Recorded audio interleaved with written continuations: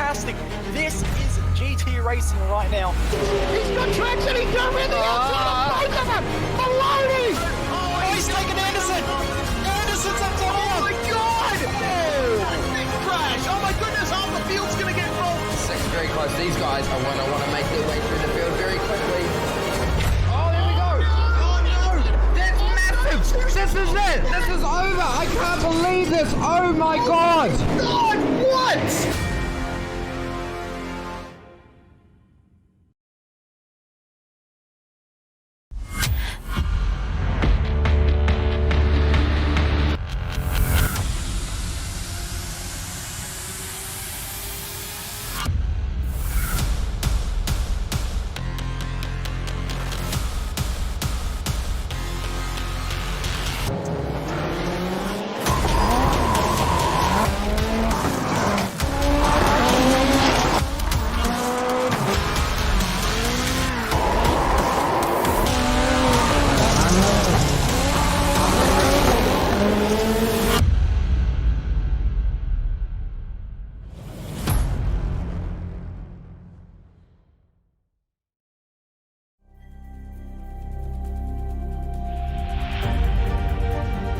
Coming up to the line, being chased, and it was Braden Johnson.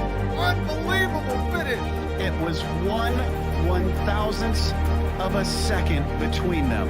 Green flag in the air, we are racing in the 2020 24 Hours of Daytona. They go door to door for the feature race lead here on the last lap of the race. Side by side for the race lead in the final corner at Homestead. Down the back straightaway, 3 wide again for the race lead. This is unbelievable stuff here tonight. Loma is going to have to be very deep on the brakes, and he is very deep on the brakes. It's side by side through the corner. This is for the win. It'll be side by side. Davies low, Ottinger high. To the very inside is Garrett low. 4 wide at the stripe.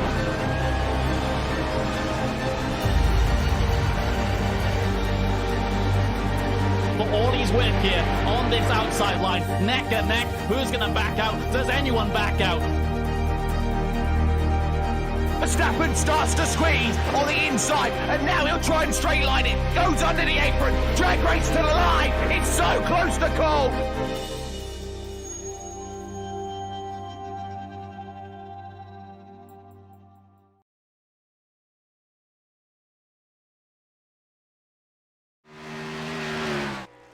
Good evening and welcome to SimSpeed TV here on the iRacing Esports Network for another edition of the NASCAR iRacing Series Top Split on Friday night, 9 PM Eastern Time. The Open Setup Series coming to you today from the Monster Mile here at Dover International Speedway, getting ready for 200 laps around this concrete canyon that we have ahead of us out there on the track. My name is Ryan Jones. Alongside me is Sean Ambrose returning to the booth for a little while today. Justin Prince coming in later on this evening, as always. And behind the scenes is Jay Kennedy, working on all those cameras, making all the visuals come to you nice and smooth. And Sean, Dover is a very tricky track to get right. A lot of banking out there. Boy, you sure bet it is. You know, this concrete surface is just a tire eater. And the drivers will have to manage that all day. We've seen a week of exciting racing here at Dover. We've seen a lot of green flag runs, actually. It is possible. I will tell you, having watched modifieds run here before, those asphalt ground pounders get around this concrete track, flat out speed in those 650-pound modifieds. But we're not dealing with that tonight. We're dealing with cup cars here, Ryan. And boy, they are bad fast around this joint. Monster... or Miles the Monster, I'm sorry, great setup by me, huh? Miles the Monster is known for taking his victims and holds one in his rock-hard palm as he greets you to the Speedway. And Ryan, I'm excited to be here to help you get started this evening, buddy. Could be good.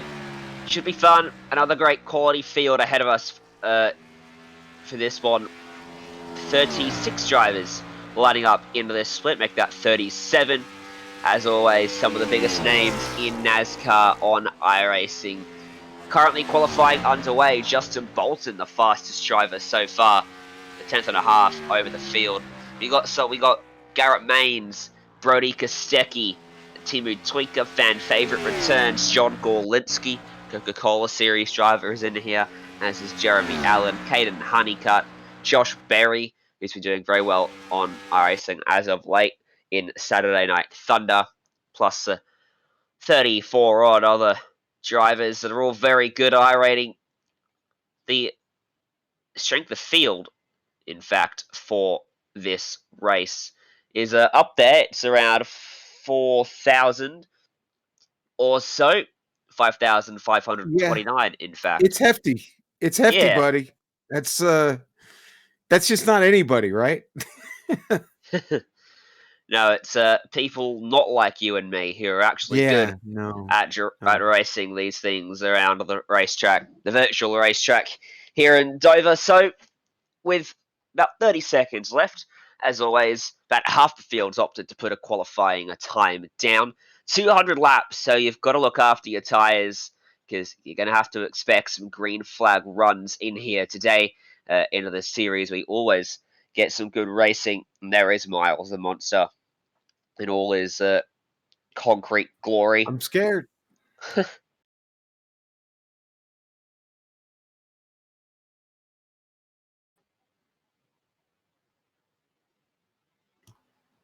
Ryan, Cool. Bolton, I'm sorry, I lost you there for a second. Am I stepping on you? No? Okay. Well, I was going to say Bolton definitely going to be one to watch tonight. I mean, let's face it, with that hefty rating, being one of the boys from Carolina there, this track, his style, I think, set up well for him. He will definitely be one to watch. Maines, Doucette. Most certainly. There is your starting grid for this one. Some of the drivers up inside that top 10 are very, very good. We see them week in, week out. Caden Honeycutt, one of those drivers running around in NASCAR junior divisions in real life. Jonathan Dalrymple, very good. JD Willis has been up at the front for a few races. Garrett Maines finally broke through for that victory last week out at Talladega in a wild event out in Alabama. Got his first checkered of the season here on a Friday night. That's your top 10 for this one. Rest of the field up on your screen as well. So we look to get this one underway, Sean. Yeah, Jeremy Allen, Timu Toyka starting there in 12th today. Brody Kostecki in 13th. And Brad Wright starting 14th. Steven Steffen, Josh Berry. Everybody's here tonight. Larry Pace and Adam de Blasio. John Gorlinski with us this evening. And Jose Solis Jr. will fill out your top 20. Colin Bowden, Steve Sheehan, another Coca-Cola NASCAR driver there. Dustin Johnson, Justin Levine, Thomas Hazard with us tonight. Pedro Omega, Bryson Hicksonbaugh, Jake Hickson. I don't get confusing when they're close on track. Alex Huffman, Alan Balacino. Sorry about that, Alan. And then not a lot left there. Just about everybody. Yeah, it does look like they all took qualifying times. Joseph Galata, James Mullins, not to be confused with Jimmy Mullis, Mason Stiver, Zach Hudson, Joe Krev, and that is your starting grid. Ryan, big field tonight. Is indeed, and track temperature's a little bit hot too. 41 degrees Celsius, 105 Fahrenheit. And a little bit of wind out there too, as always. Don't know what that's going to mean for the drivers in terms of which direction some of these corners are facing in terms of the compass. But the green flag time going to be just a little past 2 p.m. in the sim. Bit of cloud cover for those drivers out there, so maybe help cool the track down just a little bit. But they're going to be a little bit wanting for some extra grip out there.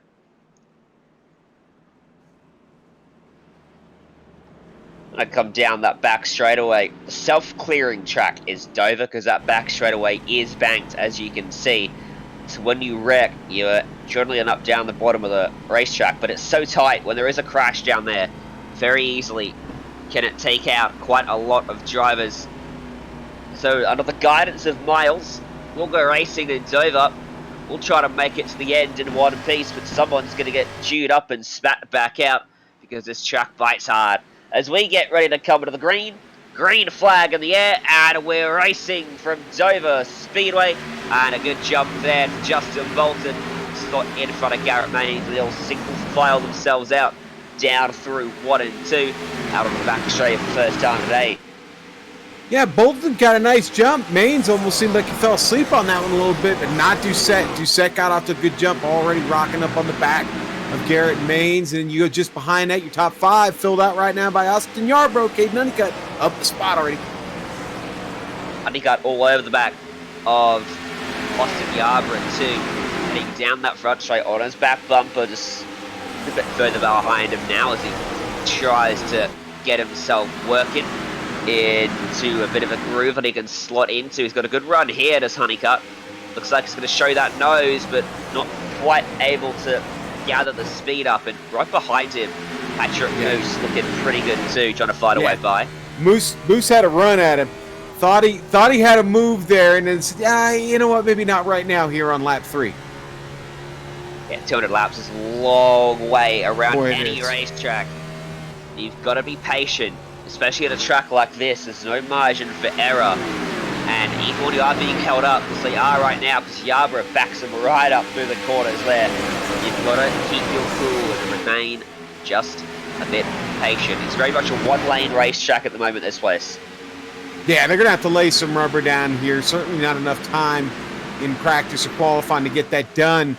Top 3 in a battle. It's a battle for the lead. Maines getting the Bolton there. Look to the inside. He's right there with him, isn't he? Trying to carry that momentum forward from Talladega. He'd been trying all season long. He'd been in and around the #1 R-rated driver of many of these races to get that victory. Hadn't got it. Talladega proves to be very good for him, and looks like he is carrying some confidence forward into the next few weeks as he pressures to the lead of the race. And he's got to be careful because Ryan Doucette is right there with him in 3rd place as well. The top 3 covered as I come across the stripe by just over a quarter of a second. Hey, Ryan, we got a big mover back here in 6th. Robert Miller already up 5 spots. Miller just got by Moose. Like the way that sounds, Miller by Moose. Now he's working on Yarbrough, grabbing the tail of the 51. The 12 on your screen, I think. I don't know. The 12, the 51, 12. right? The 12. The 12, yes. 51. Both. And Yes, yeah, so Honeycutt got by Yarbrough, and now Yarbrough is going to continue down the order as Garrett Maines has got himself out into the lead. And in fact, he's been followed by Ryan Doucette, so Justin Bolton loses 2 spots there and slots back to 3rd, right in front of Caden Honeycutt, Yarbrough, and Robert Miller. Top 10, top 7 covered by 9/10 of a second. Still very tight up in front of this one.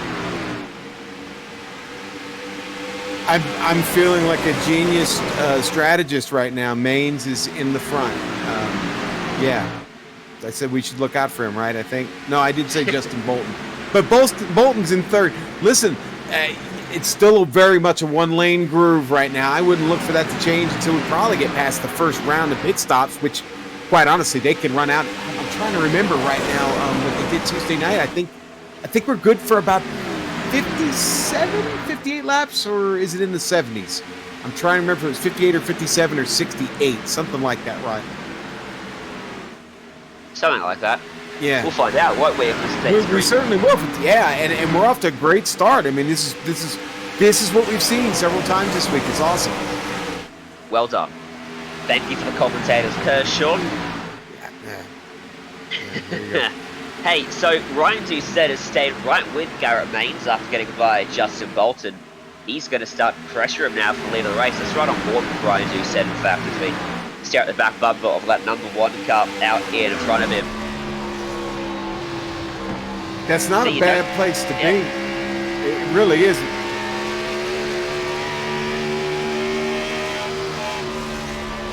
Yeah, and you know, I remember we were talking about this in production on Sunday and also on Tuesday about the tires. You know, with this new tire model, you can actually blow these things out. You get deep into a 60-lap run, start broaching 70.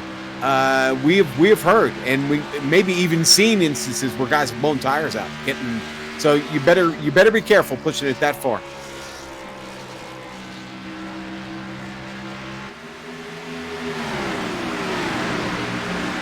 Yeah, the 79 blew a couple tires in that race, didn't he? So definitely got to watch out for it, because it's going to bite. And Robert Miller, he hasn't blown a tire, has he? Because he's gone up into the fence. The caution's going to come out. I wonder if he expected someone else. But it damaged the front right. Patrick Moose. I dare say those two have come a crop up because they were together on the racetrack. And Ryan, I think Moose gets the worst of this, honestly. As I'm looking at the replay, it looked like he got a little bit of help from the 4, maybe even a little net code. Moose, though, gets run into and spun around. A lot of damage on the right rear quarter panel of that car. 3 and 4, yeah, Miller up against the fence and then contact below him. Wow. Ooh, the 14 got a piece of it as well. There was a few cars involved in that in the end. Timu got a little piece of it, and then that 14 you can see up there against Ryan, the fence. I've got to say, we support Fat Timu, so sorry, I can't ever resist. And so that brings everybody down pit lane. I'm not surprised. Tires. You're probably going to take them every chance you get tonight. At least early on with 200 laps, it just, you got off to a good green flag start. Doesn't make any sense to try and gamble it this early in the race. Adam de Blesio will be a lucky dog after going a lap down. May have started from the pits, the race off pit road. Alan Ballacino didn't stop. That explains that, because that was a mind boozler for me for a second there. Doucette wins the actual race off pit road. Expect Ballacino to come back down to find his pit bay again. Very easy to miss your pit box, isn't it, Sean? I'm not any good at it. I need Brian Yazik in my head counting me down into the stall. So yeah, but you've also got horrible eyesight. You know, the old age. I do. And all that. Yes, as so I'm constantly reminded by you, Ryan. Yes, my eyes are. They're older. Yes, they are older, and they don't work quite like they used to. So that can be a problem. Reaction time slows down too, Ryan, when you get older, and that can be a problem also. Doesn't stop you and our man behind the scenes, Jay Kennedy, working away tirelessly for iRacing behind the scenes in a variety of different events from IMSA to NASCAR. Every day, you and Jay are doing something for iRacing and helping to make all those professional broadcasts for Fox and NBC work. I don't know what you're talking about. I'm sorry. Don't do that. Don't do that. I'm very appreciative, very thankful that I get an opportunity to do all the great stuff we've been doing here recently. This is an interesting time in all of our lives right now. They're involved here in this thing we call iRacing. So, but the racing's been crazy good for a couple of months now. With just new faces on the track, new faces who aren't really new faces to racing, but they're new faces to iRacing, right? And they get on this sim and start mixing up with some of the best in our world, in the iRacing sim world. And you come to find out that, yeah, it really all does kind of translate back and forth. And we see, again, some amazing races. We saw a pretty good one last night. Had a very, very tight finish. So, again, you know, it's the competition out here is just about as great as it comes. NIS, this is an all, what we like to call here an all-day sucker. I mean, you're on this thing all season. It starts early in the year. It ends later in the year. We're not going to be interrupted by anything, fortunately. And, you know, I'll be back and forth on this series throughout the season as time permits. I love calling Cup races, always have. And I probably saw my first Cup race. They called it the Winston Cup back then, and it was probably in 1973, 72, something like that. So, again, pulling back the curtain with my age there, but it doesn't get much better than this level, I guess is what I'm trying to say. This is what you go to races for, to see the Cup cars and get them, see them on Friday nights, especially here on SimSpeed. A real treat for everybody that's a fan of what we do. We're going to see some more racing action now because we're getting set to go back green at the Monster Mile. Pace car is going to get on out of the way and unleash this field back to the green. Flag led by Ryan Doucette with Garrett Maines to his outside. So Maines has lost the lead, and Doucette going to try to run away with it now as we come back. And I'll tell you what, Caden Honeycutt there spun the tyres up just a little bit. He was fighting traction, but he still managed to get a pretty good jump, and he's up into second. Not a bad start for Maines. Maybe Bolton not quite as up on it. He is now. He's up on the wheel now. Really getting out of the throttle late into the turn. But again, Ryan, they don't waste any time going single file. Apart from these guys a little bit further back are still trying to find themselves into that grid. Now they'll do it. Yeah, because the one lane thing that this track has going on early on does make it extremely difficult to run side by side. Already starting to see a little bit out of 4, though. Track really starting to darken up out of 4, maybe even a little bit out of 2. Obviously, those are the 2 trickiest spots of the track where you're getting that right rear down, trying to get the power off. So those will be the spots where the rubber shows up first. As the leaders come around here coming out of 4, you'll start to see it darkening up there, up towards the top. They'll start moving up that line a little bit here. Well, as Yarborough on board with him in 5th place on the back of your 4th place man, Justin Bolton, is right behind Maines, and Maines hasn't quite been able to recoup that pace and get back by Caden Honeycutt. Doucette is starting to streak way out front. You can see there's a move further back. Who was that? Like dice up the inside. That's Jeremy Allen making it work with Jonathan Dowler, will push himself up into P number 7 then. And he'll look to chase down Jetty Willis and Austin Yarborough just up in front of them. Big mover in the field, Steve Sheehan up 12 spots from 22nd to 10th on the back of Brody II. They've done a pretty good job early on. Well, Sheehan already having one race here this week. Well, let's just say he's got the chops, the experience right now here. And not surprised to see him up already 13 spots, just getting around Kostecki. Go to work on Dalrymple. Yeah, of course, Kostecki, not a stranger to NASCAR racing, went over in quite a few years of racing over in various short tracks and NASCAR junior leagues over there to try to make it work. Couldn't quite make it happen. Now he's come back to Australia and he's thriving in the supercars development category. But he hasn't lost that oval touch, has he? He was very strong last week. Looks very strong early on, but he's under a lot of pressure now from Jose Solis Jr. and Larry Pace all over the back of him. Maybe just struggling to touch some short run speed here. Well, setup's everything, okay? So short run, maybe we're not set up for the short run yet. Maybe this car is set up for the longer run.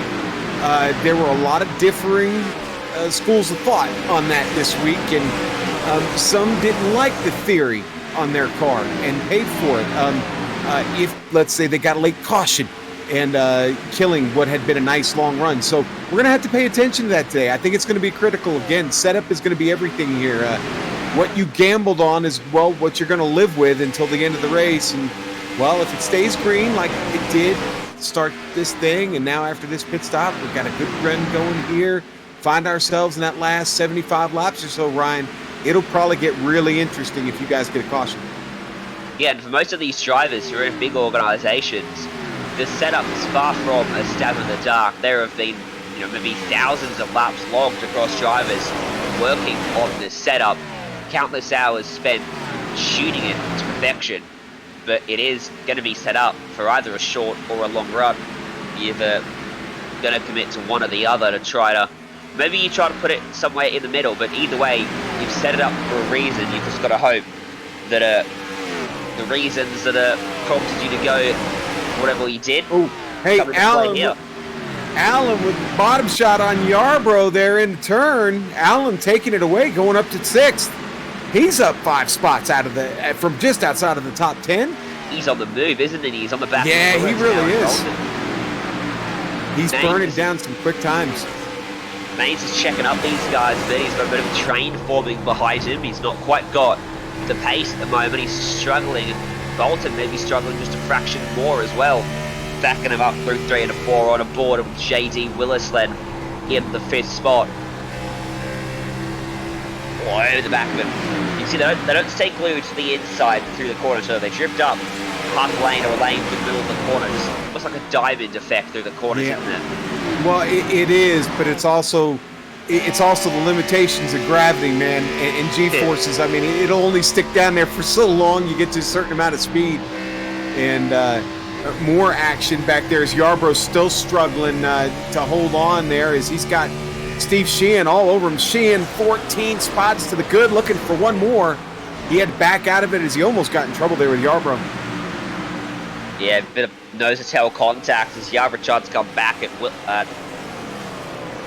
JD Willis and had to check up middle of the corner. Sheehan had to really backpedal hard on that one, a little further behind them. Looks like Josh Berry making his way up the order. It is up into 12th place ahead of Jonathan Dalrymple now. Berry is someone who's been doing very well as of late on the whole NASCAR and iRacing thing, hasn't he? Yeah, not too shabby. Yeah, a lot of success in climbing the ladder, if you will, of the elite here in oval racing on iRacing. Did I say that? I did, didn't I? Oval racing on iRacing. Yep. That's not right. I gotta work on my phrasing, Ryan. It's still a thing. Certainly do. Someone's got a lap down. That's the 14. Yeah. That's Brad Wright, who was brought up in the earlier incident through no fault of his own, set up to the top of the racetrack. At least lap stars know where to go. A place like Dover, it's as high as you can go, and he should get right on out of the way. Brad running the wheel and modified this evening on that car, as it does seem to be a little off. Garrett Maines on the camera here, just so close. That pony is riding him. Yes, the pony is riding him. How good does that car look too behind Garrett Maines? Oh, its quality, the graphics and iRacing have really come in leaps and bounds over the last decade or so. But here we go. There's the move that he was looking for. Finally gets the overlap to the inside. Maines isn't going to fight it. But bad news for him is this opens up a can of worms that he doesn't want to really have around. I mean, Jeremy Allen gets to his inside, and he's got to be careful because JD Willis is going to go through that door as well. 3 spots gone, the price of one slight wide line. Maines goes back to P7, gets a fantastic crossover, comes right on back at Willis here. The 30's not going to be able to defend that up top, so Maines will lose 2 spots then. Good recovery there, I think. All right, so Maines might be one of those people I was talking about. This car is set up for maybe a little bit longer run. You know, we are quite a few laps into this stint already. We're 24 deep into this. He could be just taking it easy here and letting those guys get around. But I don't know. We'll see. Again, I'm really, really impressed with the amount of laps that we've been able to run green here so far. You know, you expect the worst, right? Hope for the best. That's what I'm trying to say here, Ryan. Expect the worst and hope for the best. That way you can't be disappointed. Right. Exactly. Efful. Hey, by the way, Ryan, as you said, after the big margin it opened up, Caden Honeycutt starting to reel him in down to a quarter of a second between your 2 guys out of the front, so might be worth keeping an eye on that. Yeah, it's worth it. There they are on the track. They've really closed up even on this lap now. Yeah, Doucette was just a little bit faster, like a half a second, maybe not even a half of a tenth quicker that last lap. But he's got him now. He's found the measure of him going to the inside into 1. And I think Ryan's going to just let him go. I think he was happy to do that. Maybe anticipating a little bit longer run, maybe save a little fuel here. Or even the tires. Taking the county from a baby, that's just too easy, isn't it? I've never understood that expression. You would think a baby's going to hold on to candy as tight as they could. The caution's going to come out. Oh, big junk up in 3 and 4. There's a lot of cars torn up into that one. Larry Pace, stranded. One of the issues with the banking is trying to get it going again when you're in that situation. Got to do some big burnouts to get it back moving. Bryson Hickson-Bore's got a piece of it. Dustin Johnson's missing the front end of his Ford Mustang. We'll queue up a modem simulation replay here. Take a look at what's unfolding, because that was quite a few cars caught up in that. So it started off with Johnson potentially, maybe a bit further in front of him. It's already a junk up. 41's trying to... Whoa! Arca brakes. Whoa. Yeah. I didn't say that. But yeah, you carnage. Did. Absolute carnage. And Toyota gets involved again. More trouble for Toyota. It just totally knocked the front end off his car after that one. How did that start then? Because they were slow and wrecking, weren't they? I need to really rewind this and take a look. Here we go. I think we're taking that look at it right now. And there you go. There was the trouble. Yeah. Just lost it. And issue with over the high speeds, it is so hard to avoid a crash on the entry recorder like that. Yeah, so again, the older gentleman here with the slower reaction time, again, I would be guilty of using the Arca brakes on my car. So, but that was massive, really was. And so we get about the same number of laps in under green and head to another caution at an opportune time for these cars. All these guys were dying to get one. I'm going to be honest with you. They were. Opportune time for us too, because Justin Prince has joined us up here in the commentary booth. Welcome back to the NASCAR iRacing Series, Justin. Good to have you with us as always. Been a pretty cool start of this one. A couple cautions, a couple big wrecks, but some pretty good racing. Yeah, I've been keeping my eye on it tonight, and apologies for the late delay for my upbringing to the broadcast tonight, but it's been very intriguing to see what's been going up at the front so far. It's been interesting to see in that there's the different setup philosophies. It was talked about by many of the drivers for the NASCAR Coca-Cola iRacing Series that the tire wear was significant here. And mind you, tire saving was important. It looked like a mix of tire saving and maybe overcooking the tires for the race leader to the point where we've seen Honeycutt reel his way back up and get that lead beforehand. But as we've already seen, pit stop box positioning and pit stop timing is very important with this track. It is. Now I've got a question for Sean Ambrose here. Does he want to stay in the booth, or does he want to go hiking and chat up some ladies? Ryan, I want to go climb a mountain. Okay, I have an opportunity to go get a little climbing in before the sun goes down, and I'm gonna go get some exercise because I have been in this chair for a very, very, very long time. And listen. You have got one of the best commentators in the business backing you up, and I have all the confidence in the world that Justin Prince has got this so much more well covered than I do. Honestly, I'm such a hack. I really am. But hey, I enjoyed getting to help you out. Boys, have fun. JP, I'll see you this weekend, buddy. All right, you guys take it easy. Thank you very much, Sean, for jumping in at the last second to help us out. And that leaves it just two people up here then, me and you, Justin. We'll take this through to the checkered flag, a 200-lap race. Almost a quarter of the way through it, going by a pretty quick rate here. Yeah, it's one of those types of tracks, Ryan, where you expect a lot of attrition because it's such a difficult racetrack. And when you combine how quick the cars have been going throughout this entire week, it can be very fickle and tricky because you're so loose. You have more safer barriers added along the front and back straightaways, so you have 3 less feet to work with on your quarter exit. And we already seen one of the new factors added in just this past Thursday in preparation for the Pro Invitational. Something these drivers didn't even have for Wednesday was that safer barrier where we have the exit on the entrance of turn 3. That came to a factor for the first time in NIS competition. So these drivers are slowly but surely coming together with the track and trying to get themselves a good rhythm. Once there's a long run, that's where I think it'd be very interesting to see how things shape out.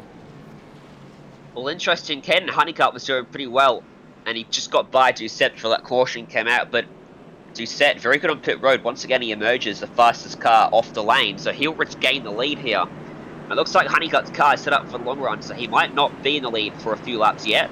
And it's Justin Bolton, Jeremy Allen line up off row 2 behind them. Going to be interesting to see how this restart pans out. Well, the Honeycutt's got the pace to go with him immediately, or Doucette opens up the big margin he had immediately off the last restart as pace car dives down. We'll go back racing the Monster Mile. Green flag back in the air.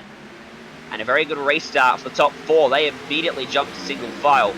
And then a very tight 2x2. JD Willis, Garrett Maines, Kostecki, Yarborough trying to sort themselves out. It's very tricky in the midst of the pack to try and get yourself clear.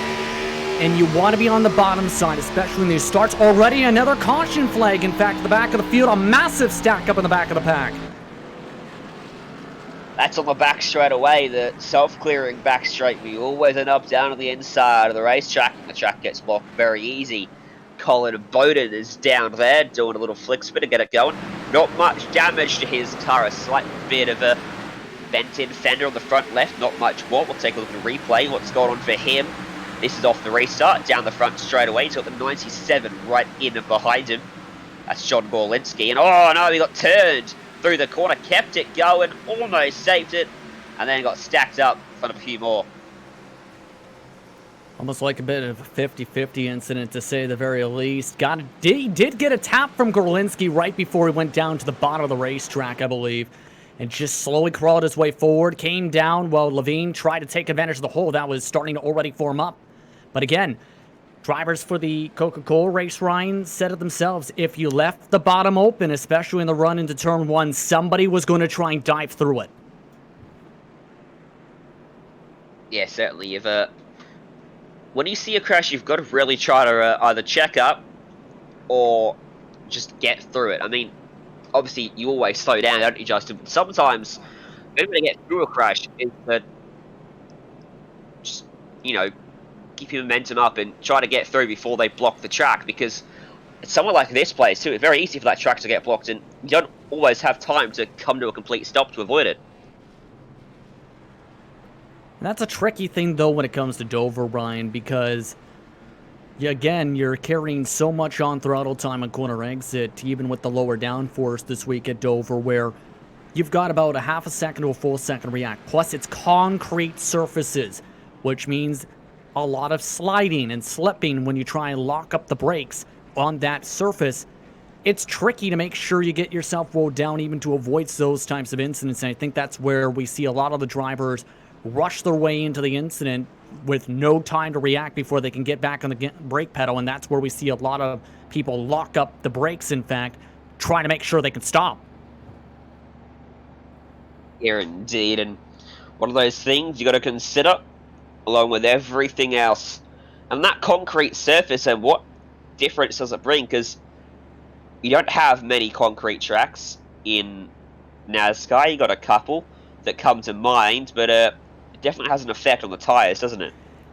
Yeah, it's much more slippery, especially on corner exit. If you put too much gas in it, the amount of rubber buildup is actually fairly different compared to a normal asphalt surface as well. We've seen a lot at Bristol, for example, where the concrete heats up very, very quickly compared to some of the other surfaces, and as it builds up, the tighter and tighter the track can get. So the concrete surfaces can eat up your tires, especially here at Dover, and we've already been seeing that, and that's extremely tricky for these cars to handle, especially with the lower downforce this week.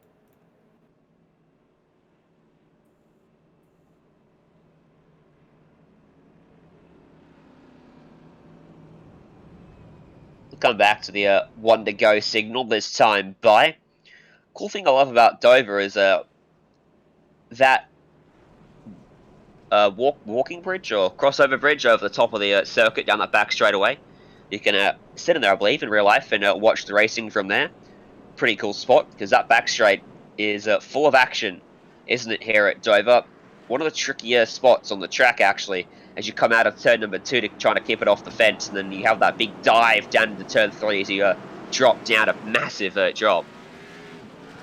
And a lot of people love this track, and a lot of people have a hate relationship with it. Blake Reynolds said, for example, before the Coke race on Tuesday, he doesn't like Dover and it doesn't like him. A couple drivers felt that same sentiment because it's a very technical track as well on top of the tires and the speed we've hit upon already, because turn 1 and 2, you can double apex it, hold a bit more on throttle time and corner exit. try and pull down the back straightaway, but 3 and 4, you want to try and stick around the bottom side, and there's a dip on the exit of turn 4 where it goes down like about a foot or so, where if you go more than half throttle in that section of the racetrack, you're spinning to the inside wall. That really catches a lot of people off guard. And a lot of chances for passes are set up because drivers have to get off the gas to make sure they don't get loose or try and make sure they don't plow into the wall if they miss the apex in the middle of 3. Yeah, all that pans out then as we come back to green one more time today. Green flags back out, and it's like clockwork. Doucette gets the jump and Honeycutt slots in behind him. Nice clean launch for the top 2, but everybody else is in that battle side by side we talked about. You can carry a lot of momentum on the top side off the starts, but again, if you can't get to the bottom, you're likely losing a ton of positions, and that's why so many drivers are trying to defend so aggressively to that line. Number 13 down the inside is Jose Solis Jr. Seems Sheehan on his outside. They can't seem to get out of this 2x2 formation. It's finally a mistake from Solis Jr. He's going to lose that inside to Sheehan. He managed to fend off Joseph Galota at least. Slots back in line now as they all single file themselves out up front. Caden Honeycutt has not let Ryan Doucette get away at all. He's all over his back bumper down this back straightaway. Now the Arca Menards driver, always such a strong competitor on the short tracks. He is a threat to win any time you go at a track a mile or less in distance. 10th of a second quicker last time by, this time by. Gained another couple 100ths of a second. Just can't get the run he needs to quite yet. You've seen it last time once the tire wear kicked in. If I was Honeycutt, I'd save a little bit and then make the pass. Justin Bolton too, watch out for him in 3rd. You see that Honeycutt just lost a little bit of speed, not much, but just enough, and suddenly he's under a lot of pressure from Justin Bolton. Flight margins here at the top of the leaderboard in NIS. It's Brunel's exchange position, but further behind them as well. And we're seeing this a little bit here. One of the tricky things when it comes to passing on the short run is you don't want to push too aggressively and heat up your tires, because if you push too hard at the first 25 laps of a run, Ryan, by lap 40, you're extremely tight and you have nothing you can do about the tires. If you save your tires and keep them cooling up, you'll be able to have some extra rotation and extra cut off the corners to be able to compete against the other cars. That would be beneficial in turn 4. So we're seeing some of that factor in, I think, with Honeycutt again, where doesn't want to go too hard and try and force something, while just making sure he can defend with a driver like Bolton, who's in a similar situation. And you look behind him, that's Garrett Main, stuck on the outside here, boxed in a little bit. Now he finds his way to the bottom ahead of Yarborough, but behind them, look at Giuseppe and Steve Sheehan. Sheehan again on the outside of the racetrack, worked from against Jose Solis Jr. Don't know if it's going to work from up against Giuseppe now. Holding the zone up on that top line, isn't he? First driver we've seen actually managed to hold their own up on the top side of the racetrack here today. Yeah, right. But he's got no choice but to try and fight. That's the thing, because he has been able to find a hole. See right there, has a little bit of help. Willis electing to give him some space to get on that bottom side and let him get back into a good rhythm there. That's what he needed to do. Can't keep on riding up there, because the more you stay up there, the more you chew up the tires, the worse it gets, and the more you drop behind as well from being that line, the more drivers you have to try and pass in the long run.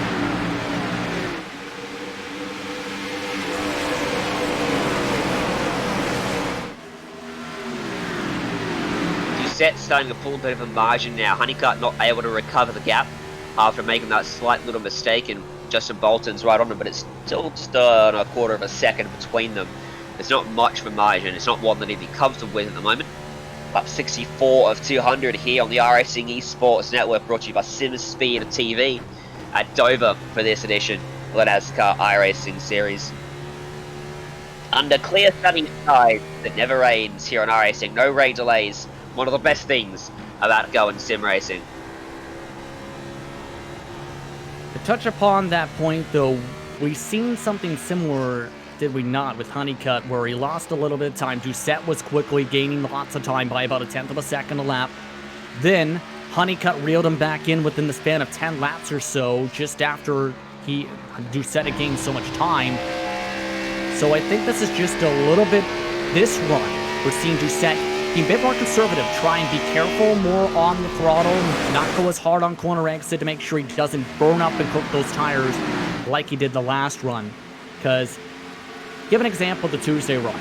Ray Alfala, starting the pole, led some laps, completely cooked the tires and couldn't recover the rest of the race.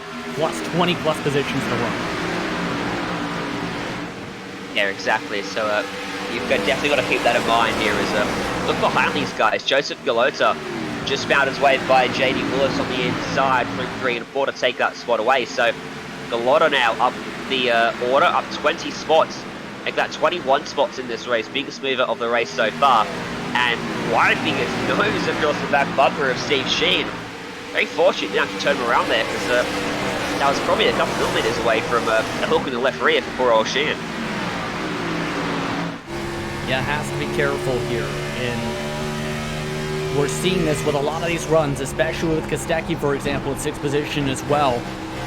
Because a lot of the drivers are so near even on the short run, it's so difficult to get a good run off the corner to be able to prepare a pass, because you have to make sure you don't run over the back end of somebody, right? So you have to wait for them to make a mistake. Like right there, Maines missed the bottom. That allows him up the inside to try to take that spot away. Brody Kostecki up into P5. Then Maines has no choice but to slot in behind him then. And he'll have to keep trying to work away and chip away at being there later on in the run, save those tyres, and keep that car squeaky clean, ready for the long run. They're all stacking up behind Steve Sheehan at the moment, led by Joseph Galota. Willis, Solis Jr., Berry, all right in behind him. He's not quite got the pace. You can see the train just at the back of your screen there as well, while your race leaders start to get a little bit closer on the track too. Yeah, absolutely, but this is going to be where traffic management comes into play, because there's a lot of lap traffic if you reach them at the wrong spot. Say on the outside on the corner exit we just seen, have to get off the gas, loses you 0.5 to 1/10 of a second. Likewise, you're hoping that happens to the race leader, so you're hoping they stay very diligent, the lap traffic does, and aware of their surroundings to let you go as quick as they can to make sure you don't get dicey. Kostecki just had a near moment, though, with Johnson with the traffic in the backdrop. We can look a bit further back at this group though, because it is a very dicey with Willis, Galota and Sheehan. That's where all the action is at the moment actually. There were moments of disaster. Galota rode up the track and into the left side of... Willis rode up the track into the left side of Galota. They made contact in fact, but somehow Galota was unfazed by it and his car didn't react too much as they fed the needle on the lap traffic there. One up high, one over to the apron, and now Galota gets to the inside of Steve Sheehan. Loses momentum off the exit of the corner, which checks him up, and Solis Jr. gets to his back bumper as well. Still got the overlap though through 3 and 4, but Sheehan's been strong on the outside. It's not going to be easy to complete this move. Still an overlap for Sheehan. These two now going to really start to hurt each other here, as everyone's going to stack up behind and wait for opportunity. There it is. Sheehan loses a lot of momentum at that time on the high side. Solis Jr. goes by. Berry's going to go by as well. Watch out for JD Willis to get himself in that door too. And Sheehan loses a bunch. Should note as that went on, though, the race lead did change hands, Ryan, just like the last run. Honeycutt got a good run off of turn 2. Doucette gave him space, made the pass in turn 3. Now all of a sudden he's the quickest car on the racetrack outside of Kostecki. So clean air and big, and there goes the clean air with a caution. Exactly like the last run then, Justin.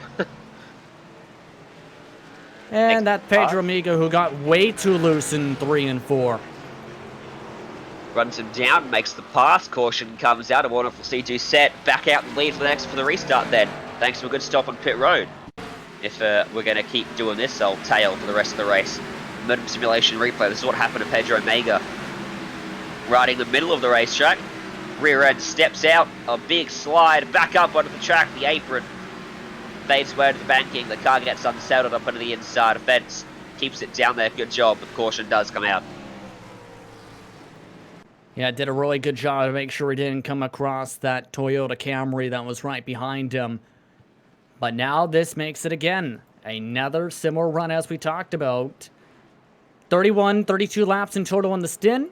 4 tires and fuel. Once again, the name of the game. Most certainly. Everyone's going to be taking 2 cans of fresh fuel, 4 fresh tires. This early in the race, there is no point in really taking a gamble in terms of your strategy. That all comes into play later. Indeed, as right now Stefan is the lucky dog, as Saturday Thunder will feature some of the Junior Motorsports machines as well. I should rather say. A lot of the air drivers getting ready for Dover as well. Many remember of the NASCAR Coca-Cola iRacing Series competitors have been helping along to try and prepare some of these drivers. These drivers on the track, though, ready to see Honeycutt lead to the green flag. Doucette second. Off the pit lane, Bolton, Allen, and Maines rounding out the top 5. Indeed. So finally Doucette going to lose that lead down on pit road. He's been so strong down there in the pit lane so far into this race, but Honeycutt finally gets the job done. Now this will be interesting here because last couple runs, short run pace has been with Doucette. Will he take the lead away from Honeycutt, or that clean air allowed that 3 car to start to pull a gap this time? I think it comes down in part to how Honeycutt elects to restart this race, I should say. If he elects to try and use the banking as a ramp, come off turn 4, start in, say, first or second gear. Some drivers do start in first gear, mind you, at Dover to try and get an extra bit of revs. He might be able to try and pull a couple car lengths, make it at least about 5-6 laps until Doucette can reel him in and force Doucette to work his tires. If he tries to stack the box, mind you, and that will make it where you risk tire spin, but hope for some mistakes behind, and maybe hope Doucette makes a mistake in his own trying to stab at the gas or over-torques the back tires to get on the launch. So I think it's partly how Honeycutt handles the start. Clean air is definitely going to be helpful though dirty air isn't as big of a factor at some tracks, Ryan. You can get to somebody's back bumper at this track. Yeah, most certainly. Hey, I want to rewind to that starting in first gear thing. See, I hadn't even considered that, Justin, because every time I've tried it on every other track, it's second gear, you know, without a doubt. You don't want to restart first, just spinning tires up and probably spin out. But here at Dover, that's a thing, first gear. Yes, it is, because it became a thing in 2019 with the higher downforce package, where because of the gear ratio, it had higher RPMs, but you had to be very on point to be able to execute it properly, because you had to get the gear shift up within half a second to be able to make sure you don't jam the gearbox or jam your shifter and get stuck in neutral. If you hit the gas too hard, you'll get massive tire spin, even on fresh tires. You can't afford to make a mistake on that. But the positive, if you're able to execute it properly, which most drivers do try and do that, you gain at least a couple tenths of a second on the start that you would lose if you start in, say, second, to make sure you don't get that, to try and be more conservative, rather. Well, there you go. Interesting. You learn something new every day, don't you, when you turn up on iRacing, and guess that's going to be one to keep an eye on. Might explain why I saw, I think it was Justin Bolton, get some wheel spin just a little bit, fighting rear end to restart earlier on in the race, but still had that momentum to get a good launch. We're going to come back to the green flag here at Dover. Pace car getting used to making that hard left turn, isn't it? It's going to do it again. That's our 4th caution of the day. Now behind us, as the green flag will fly and wave over at the flag stand. The field will come by the start to finish stripe. We'll hit lap 81. We're back underway. Honeycutt handled that perfectly to be able to get himself clear. Everybody else, though, again, same scenario. Stuck side by side for the first couple laps. Gold rush your way to the bottom if you want to make sure you get track position, or if you're Sheehan, try and floor it and burn up your right front tire.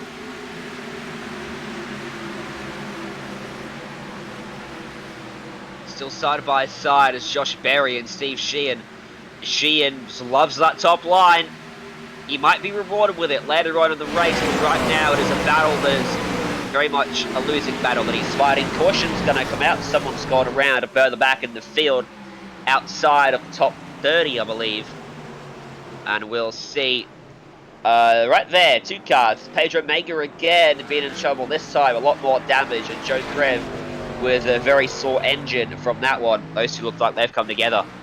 Unfortunate for Joe, I think he just clipped the very edge of the apron off turn 2, and if you clip the apron at all, it makes you very loose. Try to make sure he didn't snap right, and he snaps left and nowhere to go for the 25. Both of them now with significant damage, and you don't want any type of damage here at this racetrack. In the Coca-Cola race, drivers hit the wall, just a little bit of damage, say 10-15 seconds optional, put them down 0.2 of a second lap. It's even more damaging if you have severe damage like some of the cars on the back ends in the front for motor damage. Now, do they come to pit road this time? A few do, but not everyone. Field split on their decisions this time. It was only a lap or so on the tyres, not a massive difference, but still a fair few have opted to come down the pits. And I don't blame them again, because they're outside the top 10. Why not come down, get 4 tires and fuel, have some of the freshest tires on the racetrack, and regroup that way compared to some of the others who will have to deal with a little bit of tire spin potentially on the start, since they've already put a heat cycle in them and turned a couple laps green on them. So why not try and see how things shake out? And if you get another quick yellow and you'd elect to take the option, well, that might give them a chance, say, to decide to stay on their own sakes.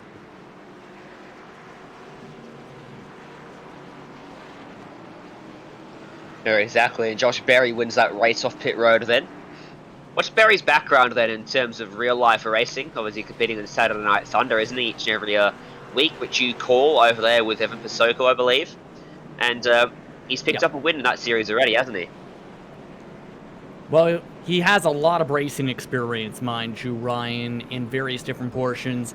Very strong in iRacing. Raced in the early days of the NASCAR Coca-Cola iRacing series. Has competed in the Truck Series for a couple starts. Has gotten a few starts for the Xfinity Series.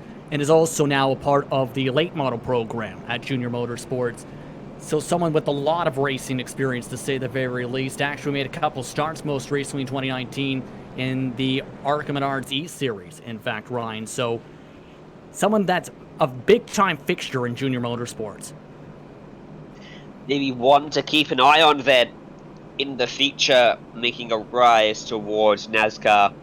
Good to see the exposure some of those drivers have got too. With that Saturday Night Thunder series, allowing drivers in junior categories developing their way up the NASCAR ladder to get some pretty good time, where a lot of people that watch the Cup Series, trucks and Xfinity maybe exclusively, see some of those drivers actually racing those truck and Xfinity guys. Yeah, it's given some good chances to see how drivers in equal footing equipment try and fare out. That's in terms of setups, mind you, on the racetrack, and see how they're able to adapt and how well they compete. Lennon Huffman's been very impressive, as he actually got a new rig this week, for example. First race in it, competed in Anthony Alfredo's ERL league, came away with the checker flag and a bump and bang finish with Blake Reynolds. He might be someone who's a threat, for example. You've got Alex Obey, that's been very impressive and very consistent. You've had Chase Cabry, who competes in the ARCA Menards series, but also in the World of Outlaws iRacing World Championships. That's competed well so far in Saturday Night Thunder. It's given a lot of chances to put some eyeballs on some drivers you normally wouldn't see up towards the front in other circumstances, in some cases. It is, and it's going to be fun watching these guys as they make the gold rush back to real racing. Of course, NASCAR recently announcing that they're going back racing out there on the real world, aren't they? May 17 over at Darlington for the Cup Series, sorry. Very tight schedule they've got. Maybe they'll be used to that after the tight schedules they've had in iRacing over the past couple of weeks, racing almost every day, it seems. Be interesting to see who actually keeps going on iRacing and shows their face every now and then, because it certainly brought some new professional drivers to the service. But let's keep our focus here on NIS now as we come back to the green flag. Hayden Honeycutt taking us to it. Great launch once again from Honeycutt. No tire spin, it looks like, for the top drivers. In fact, they got single file, the quickest they have all night tonight, Ryan, at the front. It is very good, and there's side by side behind. That was very tight up on the top of the racetrack. The 4-car there finally finds that hole to get into it. Slots down, a caution's going to come out. There's the car around in the background up against the fence. Oh, it's buried. It was, oh yes, no, big shame. Big damage to the rear of that car. And I think you might have to take responsibility for that one, Justin. Little bit, maybe, just maybe. Hard-fought battle, mind you. This was side-by-side into turn 3 with one of the low-line machines, I believe it may have been. No, Marosio, I should rather say. And then Jaskowski makes it 3, but by race car for the 73/6. I do not understand how it happens every time without fail, Justin. There's 36 drivers we could have talked about, but we decided to talk about him. And then he crashes. It's just... Commentator's curse is a real thing. I don't think you can ever dispute that it is not, because evidence is overwhelming. So Honeycutt, top 3 remains unchanged. I was going to point out that Bolton was about to make a move on Doucette before that caution came out, but then it did. So we put ourselves back under the very slow speeds of the iRacing.com Ford Mustang pace car, doing 72 kilometers an hour out there, which is something in miles, about 100 and something, 105 maybe. Well, it is a 1-mile racetrack, so we're coming to 111 miles to go. So, yeah, 1 mile a lap, 111 miles to go, Ryan. Just shy of halfway in this one. You see who got the lucky dog at that time then. There's a couple cars a lap down due to incidents, and it is that man right there, the number 24, Steven Steffen, gets himself back on the lead lap, but he might be in contention by the end of this race, because that car is looking pretty clean at the moment. Still 30 cars on the lead lap. Dustin Johnston, the solitary car a lap down. And then a lot of retirement, so Brad Wright, Patrick Moose, Joe Krev, Alan Ballacino, Larry Pace, and Robert Miller are all many laps off. They're not all retired, though, I should point that out. They are just quite a few laps down, having got repairs done, because as you can see, Ballacino on the racetrack, still getting some of his damage fully repaired, but they are, unfortunately, just hoping there's a lot of drama in the last part of this event, and they can pick up a few spots. Yeah, exactly, and that's what you stay on the racetrack for. You're hoping to gain spots for the drivers who end up blowing their motors and are out for the race. Keep in mind as well, if you elect to stick around and repair your motor, if you're at the beginning of the race and have it done, why not stick around and get a pop, get a drink, maybe some popcorn, watch the carnage, hope for more carnage, and repair your engine over the span of 35 minutes and then see where you cycle out, depending on how many cars are multiple laps down to the racetrack. So that may be the strategy for some of these drivers tonight. Keep on chugging along, preserve iRating, try and gain as many points as they can. Most certainly. And for the drivers who are at the front of this field, the cautions are going to be frustrating because it's not coming for those drivers, is it? It's incidents further back that keep putting a damper in their efforts. But we get to this point now where you start to expect a long run to come as everyone checks their aggression a little bit and settles in.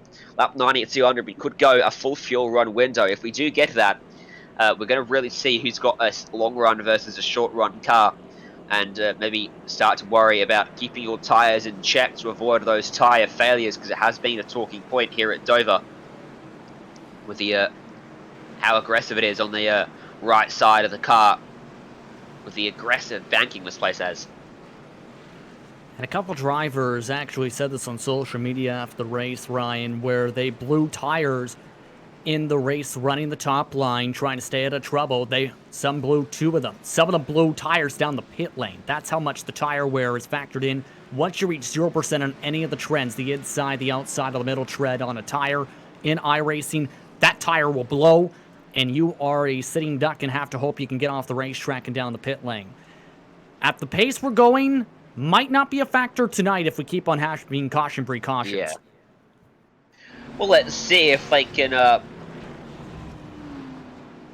get a good run in here. You see all the virtual fans up there on the overhead Ally Bridge. As we get set to come back to the green. Barney holding that flag at the ready. And it's going to fly as we come across the stripe. Caden Honeycutt with a good launch ahead of Ryan Doucette. Bolton, Mains, 3rd and 4th. Gostecki will take 5th around the outside. And then Joseph Gallotta's going to have to slot in line on the outside of 3, almost entering that corner. And sharp defense there from Austin Yarborough. He gets shoved up the racetrack by Gallotta. Going to lose a couple of spots now as Jonathan Dalrymple gets to his inside.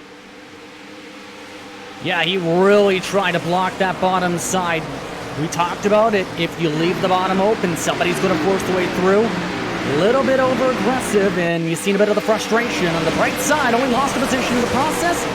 Actually forced a side-by-side toward the 9th position.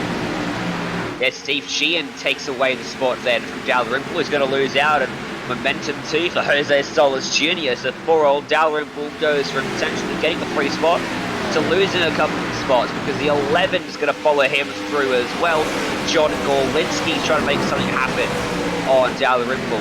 Once you do get up top, when you're in the middle of the pack, very easy for a freight train to form, and you can't really stop the leak until now you get an opportunity to get down in line. Yeah, and this is now where you try and focus on a rhythm. If you see someone make a mistake, then go for it. Otherwise, just ride. That was the mindset on Tuesday. Needs to be the mindset for these drivers right now. Up at the front, you're watching then on a board with Garrett Mains in 4th. Justin Bolton chases Doucette, takes a higher line through the middle, cuts down and gets momentum off the corner. That was no accident. He set himself up to get the move done in turn 3, or at least get the overlap. Now he's alongside. He will try to keep himself there and pull it off here through 1 and 2. Mains closes right up to them though as they sew themselves up, going side by side. Move complete for Bolton. Mains follows him through. Doucette's going to watch out for Kostecki. Almost into the fence. Kostecki has to dive on the left-hand side. Very, very tricky again off that corner exit to make sure you don't slam that wall. But now this has just made things very dicey. To get back to the point though of Bolton, who's up to 2nd spot, had one of the quickest cars, remember, on Tuesday. Looks like he's brought that same speed today because he's now has a chance to take this race lead away. He does. Look at him all over the back of Caden Honeycutt, who, well, we're pretty sure has a long run car versus a short run car. So Bolton might be quicker right now. Whether that stays the same at a few laps time remains to be seen. So he'll want to complete this move before that switches over in favour of Honeycutt. And before Garrett Mains recovers, maybe even Kostecki showing some good pace there in 4th as well. Here's the thing, we've seen that differential between Doucette and Honeycutt. Haven't had much of a sample size quite yet with Bolton in the 2nd position. He's been having to pass other cars much of this race tonight. Now he's in a position where he can try and save, try and get some extra tire life in. He's really strong on corner entry just to make sure he can keep up with Honeycutt here, and once he gets the chance, he can jump and would open up the door for Mains, Kostecki, and that 31 machine all behind. That's half the race distance then as we hit lap 101 of 200. And we're 11 laps or so into this stint after a string of cautions around lap 80 mark onwards. And a good battle then at the front. Kostecki and Gallotta pretty close for 4th too. Top 8 coming by a second across the stripe at that time. And trainer cars almost going back down the whole field. No one's really full margin on anyone at the moment. In a very tight field at the moment. Honeycutt's now starting to pull a margin, isn't he? Yeah, there's that long run pace starting to kick in, and again has the clean air to be able to calm down. Doucette though just got shuffled hard up the racetrack, loses a couple more spots. Lost in ahead of Gorlinski on board with him. That's Doucette right in front. That white number 4 car right in the inside of 3 and 4 behind Sheehan. Couple Coca-Cola Series drivers up into this mix then as Bolton way up the racetrack there, trying to get a run. Gonna give him a good burst of momentum down into 3 and 4. It's not quite close enough though. really checked up mains in the corner there. Now really backed up the corner, and that's again the difficulty here with drivers on the short run. You're trying to make sure you don't run over the car in front. Contact, Kostecki, left rear, almost hooks hard enough by Goleta to turn him around. He got a little bit loose, had to wrestle that thing to keep it straight. But that checked up everyone behind him, and losing out will be Doucette, in fact. Goleta got to his outside, but he should at least be able to fend him off. But Goleta, got to be careful. That's not the first time he's got real close to someone's left rear today. Yeah, has to be extremely careful in this dicey pack, and Bolton, I think, again, is just trying to tire save. Lost about a 10th last time by, yes, but it's going to be curious to see if he can keep up with Honeycutt, and keep an eye, I think, on drivers like Maines and Kostecki, because they have been fairly quick throughout the week on the long run as well. And if they start to fight, that will lose them some time and give Bolton a chance to breathe.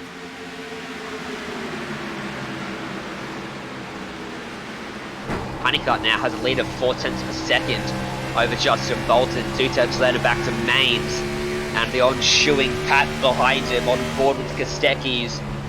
Showing the nose, trying to take those shallow entries. Looks quite working out for him though. He's got the pace over Maines, but not able to get by him. This might be the run he needs. If he goes for the lunge on the inside of one, he does get the overlap, and Maines allows him the door on the inside, leaves it open, trying to get down in front of Goleta. He's gonna do it. Good awareness from Maines, just stop the flow before it really opens up there, and now Goleta's gonna lose out. He goes up the racetrack, and Sheehan slides on by him. I think Maines knows that Kostecki is one of the quicker cars on the racetrack with how close he was getting to the back bumper, playing a bit more conservative this race, because you don't want to end up getting the bump and run or contact from behind and getting sent around. It's a chance to breathe here as Doucette, that Nexus machine is going backwards still. It is. He was just on the inside of Goleta there after his move up the racetrack, and Goleta was able to fend him off up on the high side. So he's gone back to P7 after that little error. And Caden Honeycutt starting to look really comfortable out in the head of the field. And Kostecki's starting to run down Justin Bolton. He's one of the quickest cars on the track. We'll see if he's quick kiss this time by. Honeycutt runs 22.629, 22.69 Bolton, 22.692 for Kostecki. So top three are really close on pace here. Rest of the field is about 2 tenths further back in terms of pace.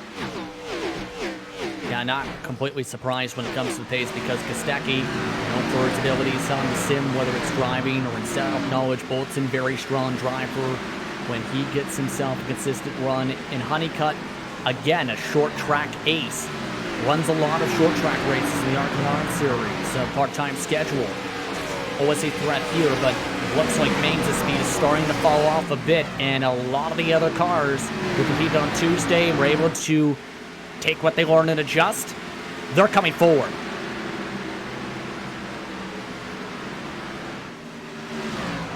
The drivers tucked up in organisations that have other drivers in those Tuesday night races in the Coke Series, they are going to probably find themselves going forward too. They'll have that knowledge stored away in their minds and in the notes section for the setup, and adjustments have already been made, I'm sure, ready for it.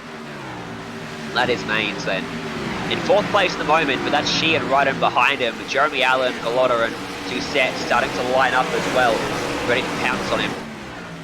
It's something we've seen with Maines all season, isn't it, Justin? He's in and around at the top 5, hasn't had the outright pace, and as the run goes on, he starts to drift backwards. I almost wonder just maybe a little bit too hard on the short run, trying to press, and that's something that he has been working on, know that for a fact, to make sure he can stay calm, cool, and have consistent finishes. Consistency is the key, mind you, to battle for, say, an NIS championship. And I think that's kind of the mantra for him right now at this point. Keep in mind, too, we talked a little bit about the setup knowledge for, say, the Coca-Cola teams. I'll remind you, are a lot of teams in tonight's race who have alliances and help out with some of those various teams for Tuesday night, who have some of the knowledge depending on their agreements, to learn from them to be able to adjust for this race tonight. A very big web of interconnected teams and drivers in iRacing to form the ranks from rookies up to world championship teams and drivers to make it all happen. That's us Johnson, by the way, without the front end, going a lap down up on the top side of the racetrack. And, well, when you talk about consistency being the key to a championship, I do believe Garrett Maines is actually leading the NASCAR iRacing Series open standings at the moment after 11 or 12 or so weeks. So he's doing a pretty good job so far. It's as the season gets towards the end, though, when the drop round starts coming, and the guys have missed a few races here and there start to bounce back. That's when the consistency really comes in. Absolutely. But you don't want to end up relying on the drops, right? You want to have as good of a run each and every week to perform, not just for yourself, but for your entire team and your various sponsors, depending on your organization. Very tight as one car bounced off the wall. That was the 31 that got up into the fence there. Might have just missed it and had to... You know, you often get this, that was Gallotta. So, you know, Justin, when you're on the track and you think you're going to hit the fence, you yank that wheel to the left just a little bit to avoid it. In doing so, you do turn a little bit longer than you need to, so your car moves to the left, comes on the front straight, or the back straight, which makes it seem as if you hit the fence, but you're just sort of almost driving around it, if you know what I mean. Yeah, I kind of know exactly what you mean there, where at the same time, if you turn it too much, you're ending up snapping loose, or if you hit the gas too hard, you're flying up.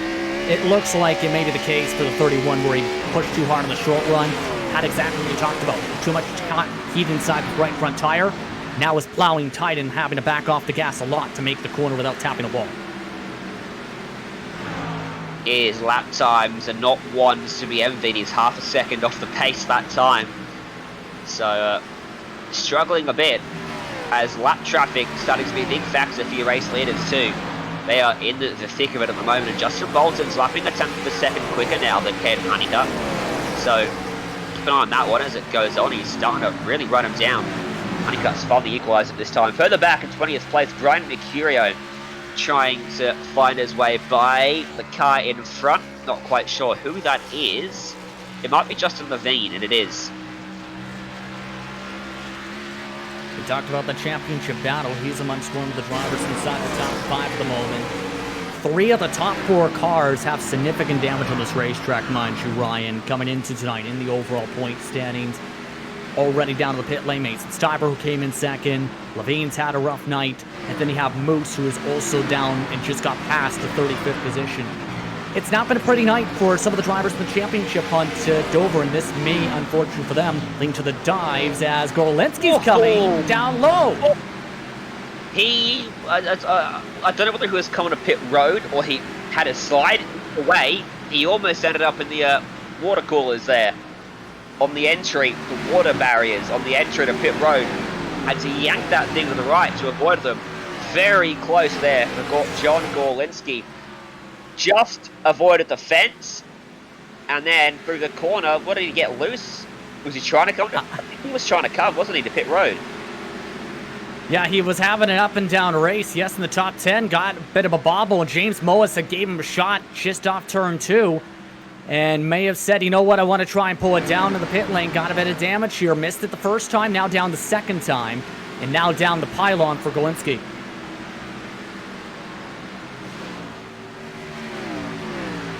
See if that works out. He's going to lose a lot more time than he would have then, and he's going to find himself probably 2 laps off the pace as a result of that. So he's going to be hoping David Greenaway to be a world of hurt.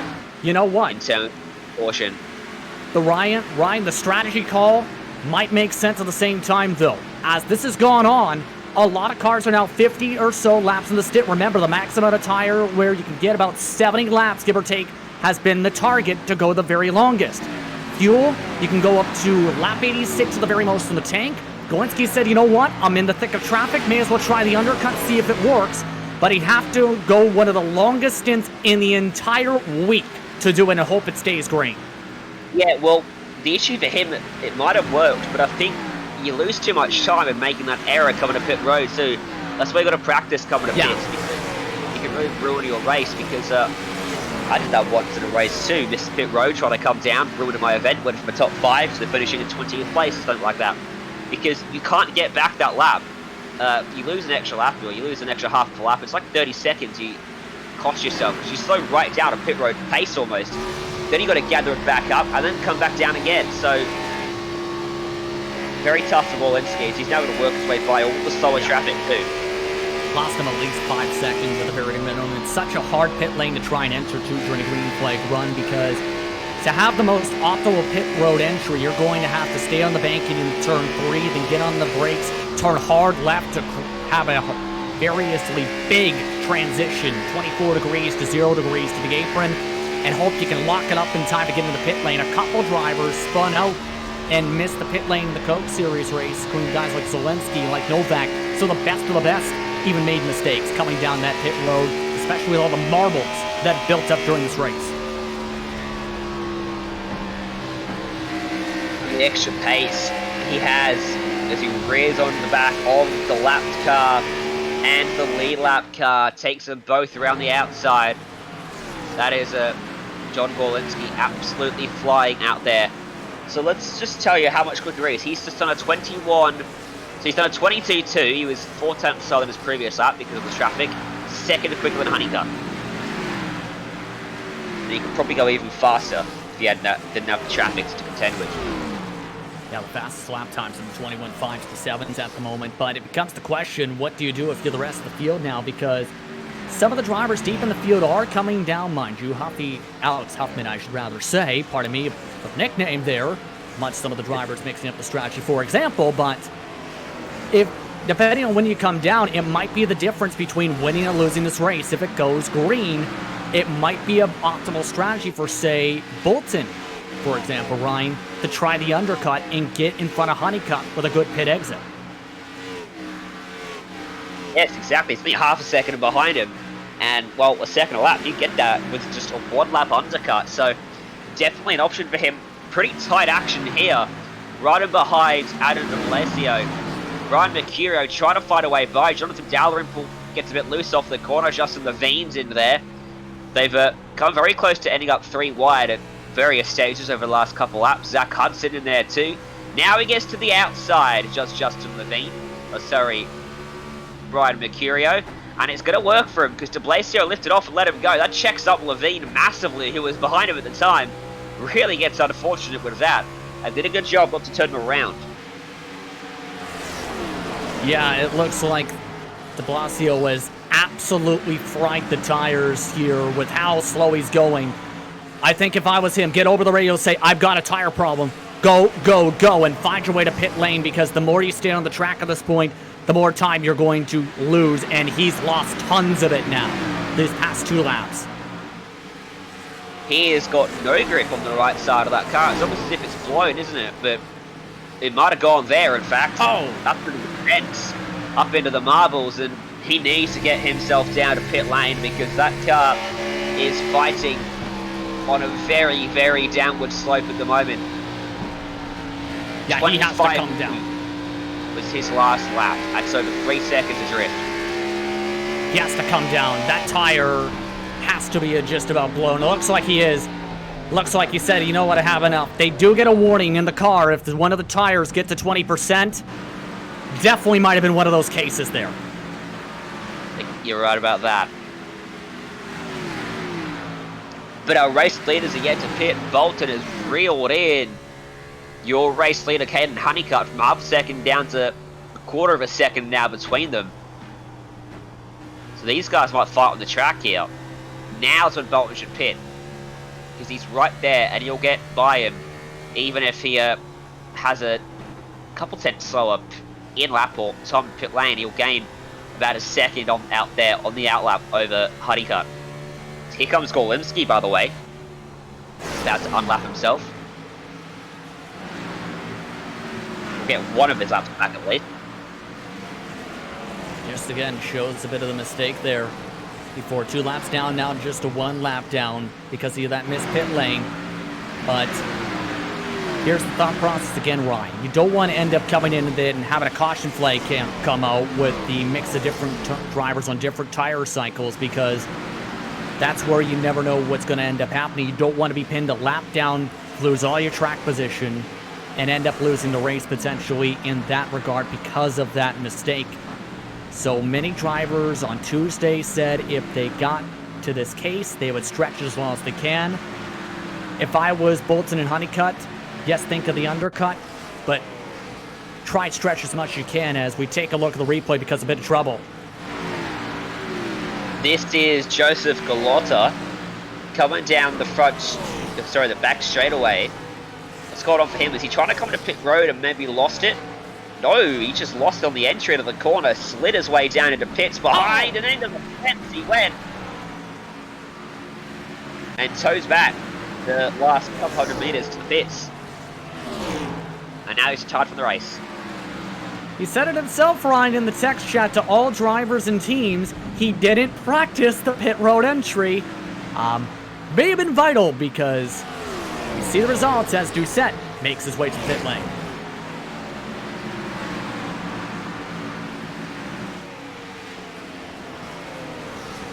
Well, these guys, they're racing away just in front of your race leaders, so if they come to an incident, another thing to factor in with laps cars, isn't it, that on a track like this, especially, so in any of the short tracks as well, obviously this isn't the short track, but with how tight it is, it almost feels like it sometimes, Justin, with all the lap traffic, that if they have an incident, often the lead lap cars can get involved. Absolutely, especially when you have cars missing pit lane, like the 36 right here, when you have the 2-second lap differential for some of these competitors.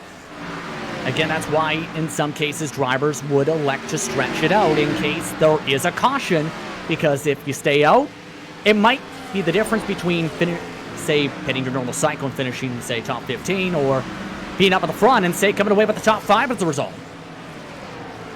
Ooh, the traffic that they've got now, 4 cars racing for position right in front for 12th place. Dalrymple up on the top, Levine down low, Hudson and Honeycutt's going to get by 2 of them. That was Alex Huffman, the first car that they got by. And now he's going to get held up, isn't he? Levine's racing Dalrymple for position. He doesn't want to move over, and Honeycutt's got nowhere to go. This is getting very tight here, and it looks like Honeycutt's coming down. He's coming down out of the traffic. It's to Bolton. Bolton's pitted, hasn't he? Yes, indeed, he did come down. Yeah, Bolton's at the very end of the pit lane here. It's going to be crucial once Bolton gets out of that pit box. Needs a perfect out lap to be able to gain as much time as he can here.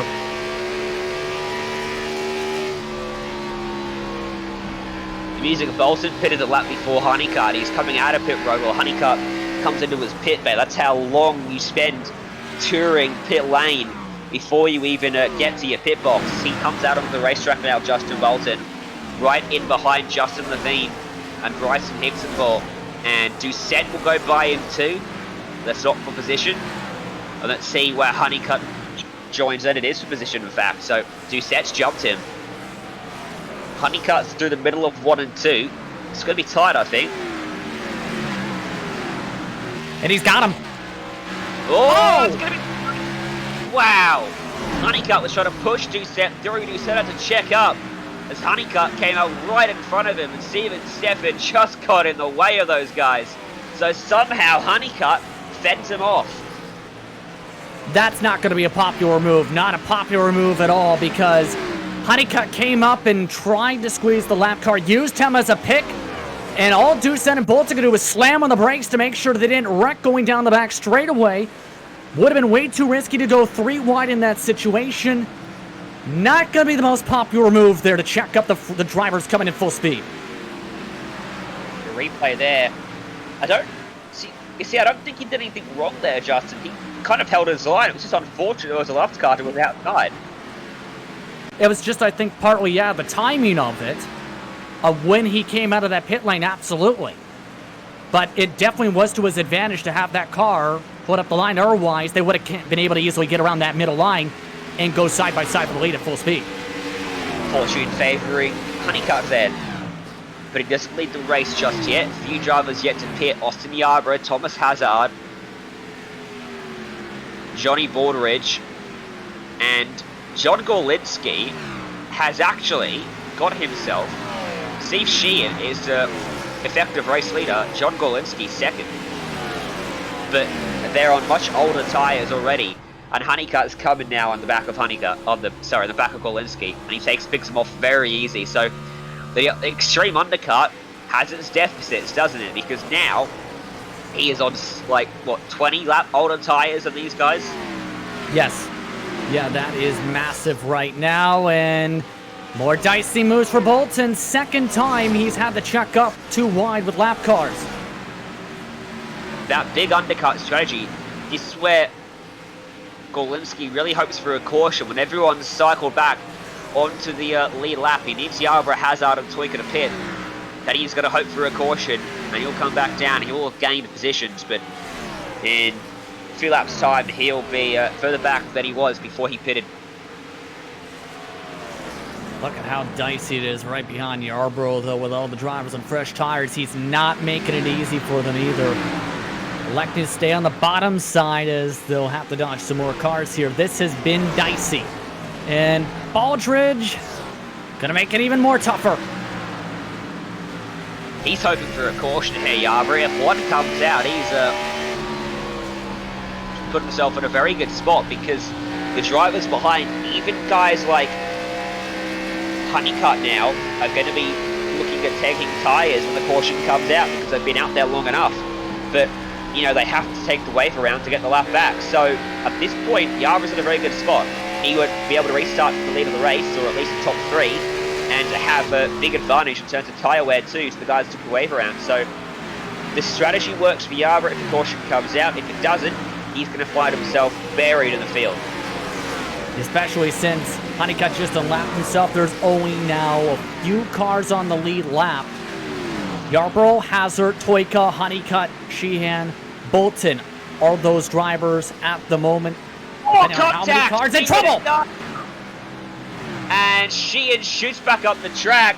Somehow we don't get a caution. It was 3 wide down the main straight, and Sheehan just got into the left rear of Austin Yarborough, who went for a wild slide to the inside with Sheehan. Somehow they didn't spin. Yeah, it looked like Sheehan was absolutely trying to check up to make sure they didn't go 3 wide into turn 1 there. But just when he might have tapped the brakes or got off the gas, it shuffled the car to the right into Yarborough. Yarborough's lucky to keep on rumbling, but still loses him a lot more time on the racetrack. He's now allowed Bolton and Honeycutt back onto the lead lap, so the strategy is almost gone for him already. There's now 8 cars on the lead lap. There's still quite a few that have chucked a lap down.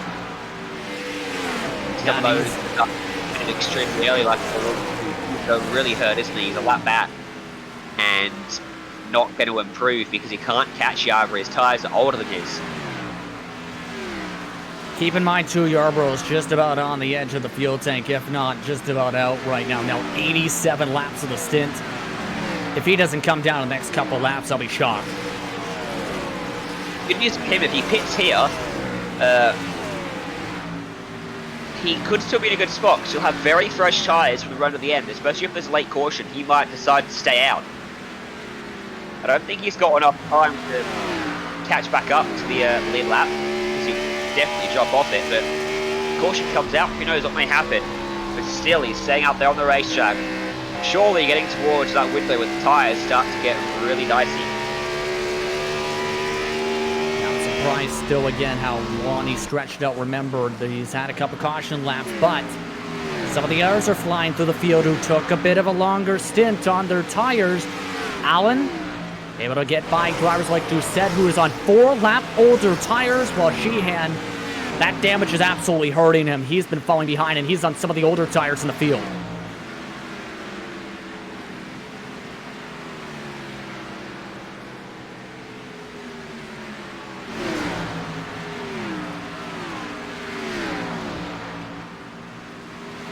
Very intriguing how this is all played out, to say at the very least, though, Ryan. And I think right now, again, the caution laps allow them to save a lot more fuel, mind you, and I think that is coming into play. Might have thought about it there. Had to go 132 miles an hour the whole entire apex to make the corner. 24 flat, here's the last lap time. And Gorlinski's going to get himself back on the lead lap. Tyres have dropped off so much now for Yab that Gorlinski's able to get back by him. Put himself back on the leading lap of this one and back into the same cycle-ish of your effective race leaders. Thomas Hazard hasn't pitted either. Don't forget about him in second place. He's on the same strategy with the Yaba at the moment. I believe he was one of the cars who did some of the undercuts, or rather came down some of the caution flags, so we can make it another, give or take, 10 more laps or so in the fuel maybe, but already lost second position. The drivers on fresh tires are coming in fast because of some of the stack-ups in the lap traffic. 4-second gap between him and the next position, and Yarbrough's in. Finally decides that enough is enough, and he brings it down to pit road. He'll try to pull it up without sliding through his box. Extremely easy to do on the concrete, especially with 80-lap old tyres. Thomas Hazard stays out on the racetrack then, last car not to pit. Honeycutt's got by him to take away the race lead. So too is Justin Bolton.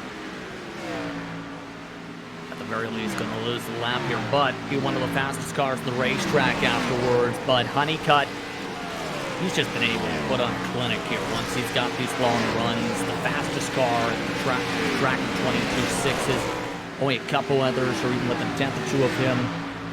Just been a great day for him today, to say the very least. While James Mullins, he wants to take advantage of that damage to the back end for Josh Berry for a top 10 here, it looks like. The Yarbrough almost spun coming out of pit lane. He had the two tyres in the grass coming onto the back straightaway. He was struggling for traction out there on his cold rubber, so that's going to hurt him a little bit. But he cycles to a solitary lap down to then, and he'll have to fight by 8 cars to get the lucky dog spot.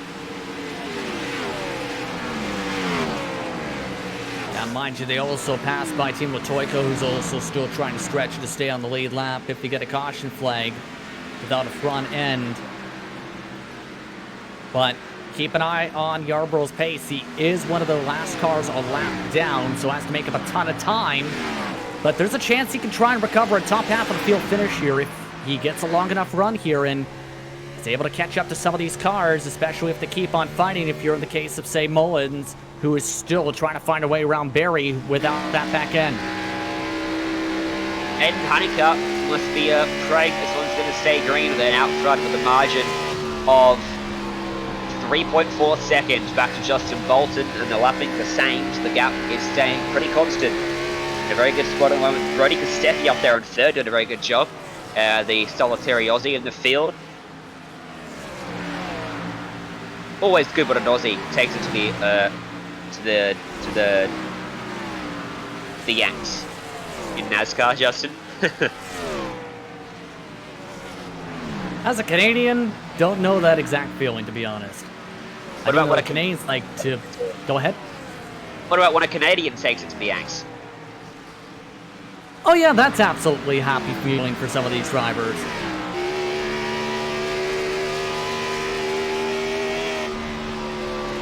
And we are both going to get on the next computer then, because this broadcast, I'm pretty sure, being watched by 90% Americans at the moment. Yeah, but take a look at this with the Yarbrough. This might make things interesting for this Mullins battle here, of course. Berry off the bottom, but Berry's still able to get a good run by diming the corner. Looks like Mullins might be starting to burn up his stuff a little bit to try and keep up. Berry's just a couple on 100 slower, but it's still tricky to get a run when it's that small of a margin between lap times. It's wild how fast Yarbrough is compared to some of these drivers at the moment. It's a very tricky thing when you have fresh tyres to get by the lap cars, because you want to keep all the speed you can, but you've got to be patient, because if you try to get by them at the wrong spot, you know, they're not expecting it, there's going to be contact, you're going to crash. So it may look easy when you're breezing by people, but it's really actually a little bit quite stressful trying to get by them. Yeah, absolutely, and that's where it gets very tricky, and that's why drivers would prefer to stretch it out as much as they can because you're hoping someone else does that and that you're not the product of a collision in those types of groupings. So Yarborough's got to be very careful to get by some of these cars to make sure he doesn't cause any trouble. And also has to hope, I think, at this point, he gets to, at the very least, the lucky dog position because he needs to get up to Golinski to have a shot if this race does get a yellow flag. He is 3/4 of a lap ahead of him. So he's got a lot of ground to make up, but he is a lot quicker than him too. So keep our eyes on this as he catches Pedro Mega, goes to his outside, but he'll dive to the inside of Dalrymple, who gives him the spot. And then he's got Justin Lavini to go to the inside of him. Has to dive down low off the exit of the corner there, unsettled the car just a little bit. Then Garrett Maines is the next car in line. These are teammates, so I think this is going to be pretty easy this time for Yarborough. Yes, Maines lets him go quickly. Same case, I think, when Levine catches up here. It's just when you reach some of the other cars who might be trying to focus on their own position battles on the track, especially with them rapidly closing, where they might make it a bit more tricky, hold the bottom line, that you have to think about. For example, de Blasio, we've seen him backdrop. Levine's catching him for position, potentially.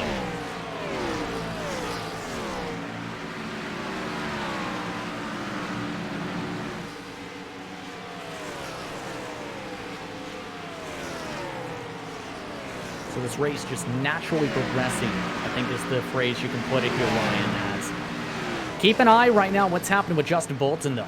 On those one lap older tires, something out of battles, mind you, too. Bolton's gaining about 1/10 of a second lap. Yes, it's down to 2 seconds. What did I say it was about 10 or so laps ago? 3.4 seconds? Yes. So there you go. Down by 1.4, 23.298 last time by for him. 23.3 for Caden Honeycutt. About 4 lapped cars in between them, and Bolton's just in the midst of a couple now. Golinski is one of them. We'll get via him relatively easily. And that time by, was he quicker? He wasn't. Honeycutt pulled the gap out by a little bit. It ebbs and flows as they catch lap traffic here. Yeah, that's the tricky thing when it comes to traffic management, Ryan, is if you don't play it very quickly and cleanly, and you reach traffic in the wrong spot, especially if they're battling for positions, that's where you lose tons of time. This, for example, for position for Yarborough. If there was a lead car behind, you have to be very careful because you never know what's going to happen amongst these cars. So it's really a balancing act on trying to hope you reach the cars at the right time, hope the leader reaches traffic at the wrong points in time for them in the midst of fights, and for you to reel them in this little amount of time left in the race. If you're, say, Bolton, you need everything to go your way. 100% you do. It's coming down then towards 10 to go. The gap is down to 1.8. This is going to come right down to the wire here. Look at the wall of traffic in front of Caden Honeycutt, that he's going to catch in a few laps' time. There's a lot of them on the back straight, and they've crashed! They've crashed on the back straightaway. Josh Berry goes around, middle of the racetrack on the entry to 3. Caution's going to come out, and the gap suddenly dissipates. My goodness. Well, this makes things very fun for the checker flag, doesn't it? We talked about traffic. If you reach them at the wrong spot, it can cause problems. That was the case. That 36 nearly hit the wall and bounced right down to Berry. This was the traffic that I had my eye on that Honeycutt was going to come up to soon. That would be very difficult for him because of how they were racing. And he's fortunate he hadn't got to them because look at that. Crash for Berry, and there's the leaders in the background there. So dangers of lap traffic. Luckily, none of the lead lap cars taken out, with the exception of Berry there, trying to find his way through. Modem simulation replay was the bring on that to you. Now, what does Honeycutt do? He pits. Someone, I could bet some money that someone is going to stay out from the lead lap. That would be crazy talk. Let's put it that way. Yeah, you're not staying out on old tires at this point, unless you want to risk spinning in front of the field. You have to take 4 tires at this point with how many laps was turned. The difficult part is, if you're a lap car, do you take the wave around? Yarborough couldn't get to Grulinski. Guess what? There's 10 cars in the lead lap because of that. Grulinski gets the lucky dog. Yeah, I think I was thinking along the lines of maybe the cars a lap down, rather. Guys like Yarborough.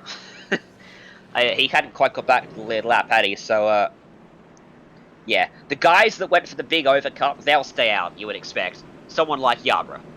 But the issue for him is he's a lap down now.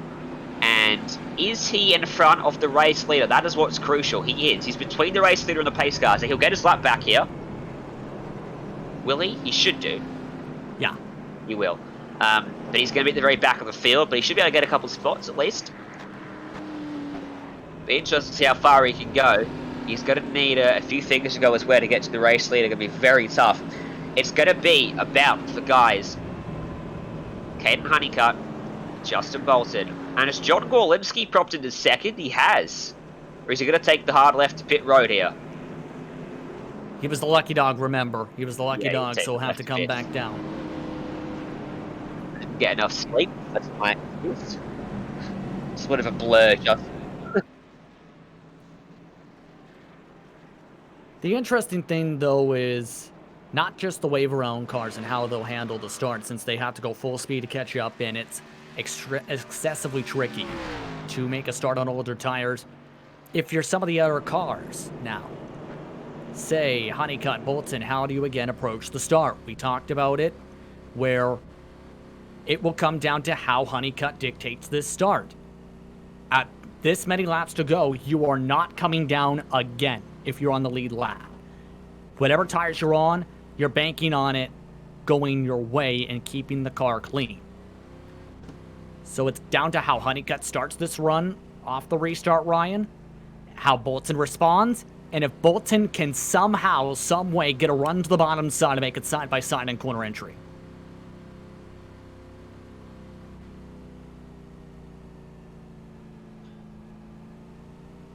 No one's making friends in these last 7 or so laps when we come to the green. It's all about fighting for yourself to put yourself in the best spot possible to try and get that victory. Here in the NASCAR iRacing Series, Honeycutt, Bolton, Kostecki, and Allen with the first 4 cars. Would think it'd be one of those 4 that gets it done. There's some big names lining up behind him. Guys like Garrett Maines, Steve Sheehan, John Gorlinski, Yarborough back on the lead lap. A lot can happen as we get the 1 to go signal. Lights are out on the pace car. Keep in mind, we've seen Sheehan rushing out of the pit lane. That's because he had to take 6 seconds of optional damage repairs to fix his race car. We've seen some of his struggles on the last run after he had some of that contact with some of the traffic.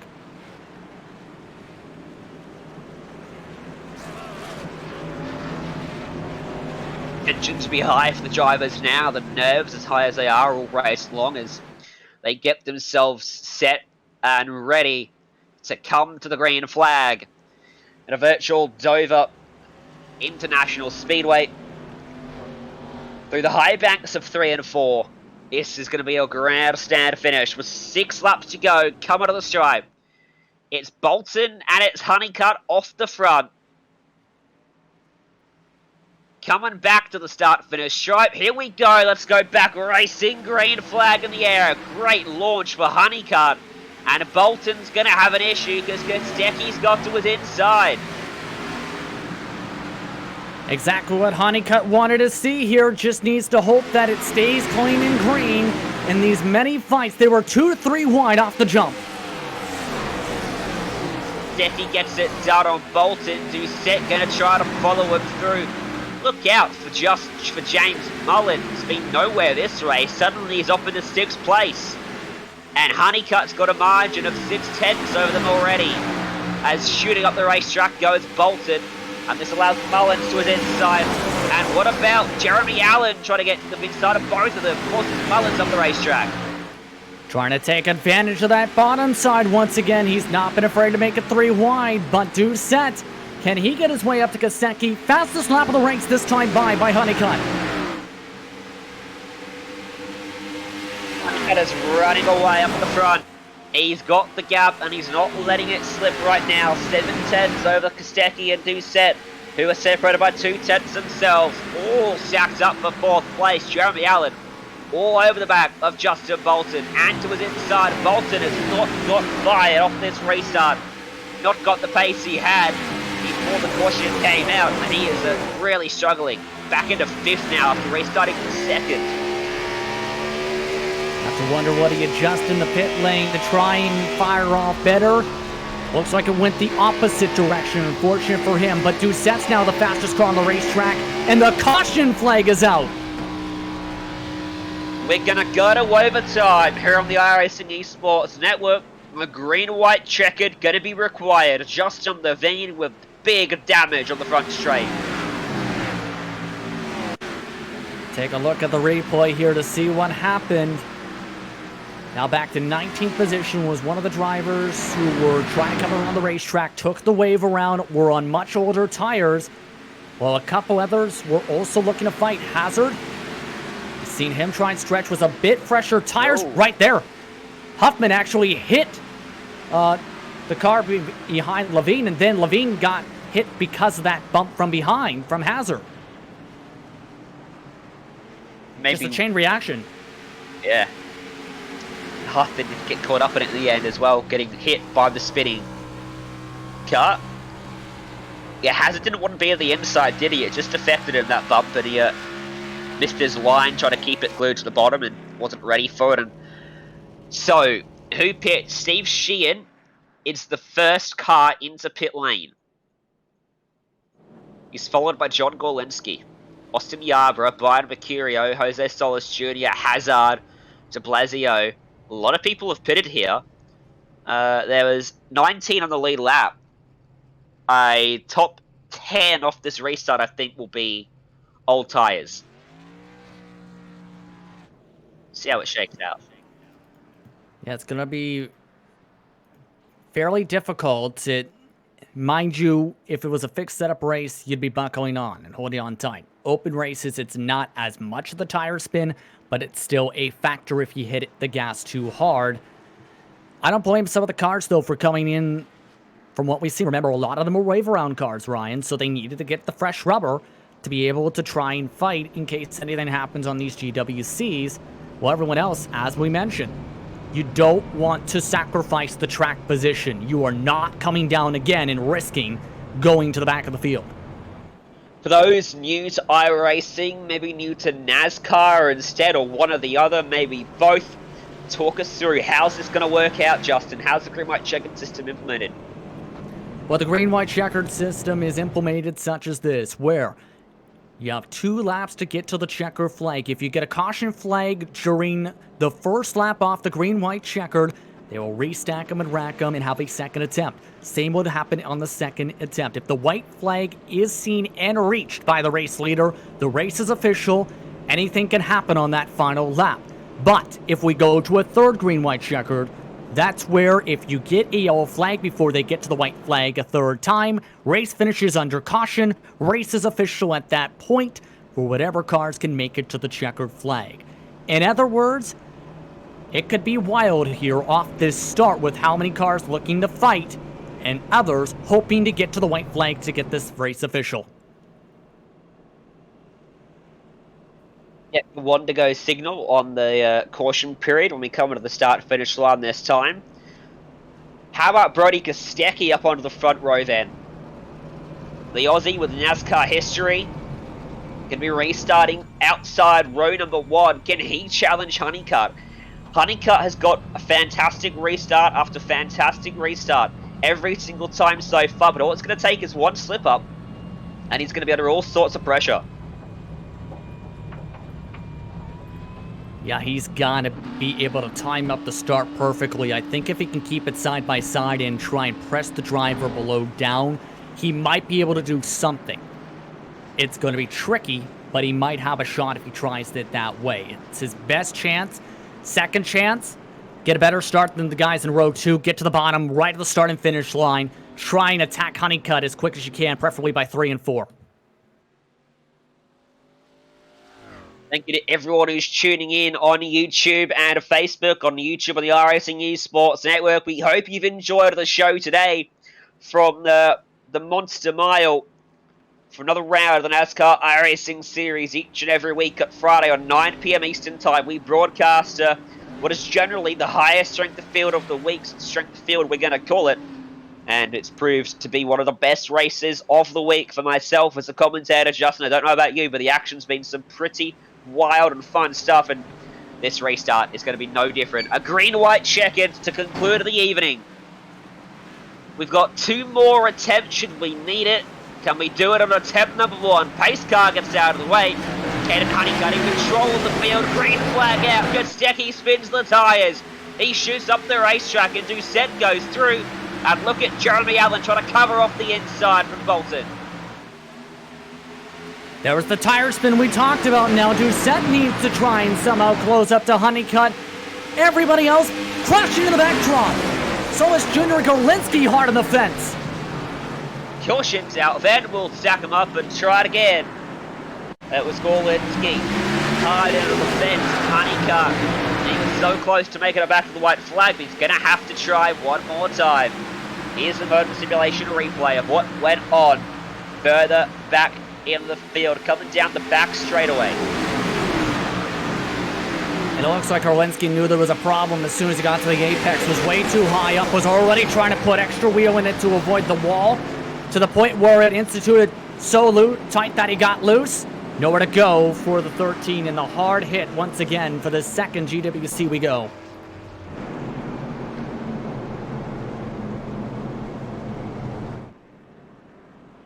Got to be frustrating if you are Caden Honeycutt. You finally got the restart. Second place balked it up massively, but now you've got Doucette to your outside. He's been pretty good on the restarts all day today. He might not balk it up. He might go right with you off this restart and challenge you. Yeah, it was just a matter, I think, of Kostecki hit the gas a little bit too hard, over-revved the back tires, and that led to the tire spin. Anything can happen. Honeycutt could even do that, mind you, Ryan, as the leader. So this is where, again, you have to be careful with how hard you hit the gas, and keep in mind, we might see a lot of these drivers risk starting in first gear. Others may play it safe and start in second gear to make sure they don't have as bad of the tire spin and get a better launch. Exactly, and Kostecki's learned his lesson now. He knows the limits of his tyres off this restart. He won't make that same mistake again. So he's going to get, you would expect him to get a good restart here from P3. Jeremy Allen was aggressive off his restart. He's outside now for this one. Still 20 cars on the lead lap. Anything can happen. Miles the Monster has tore up some pretty good race cars already today. Is there another twist yet to be told in this race? We're now a few laps past overtime. Fuel shouldn't be an issue, should it, Justin? All these drivers have pitted well inside the fuel window. No one's gone for a really long final stint. Yarborough was one of the drivers that would have been in trouble, but he's pitted since the green flag stop, hasn't he?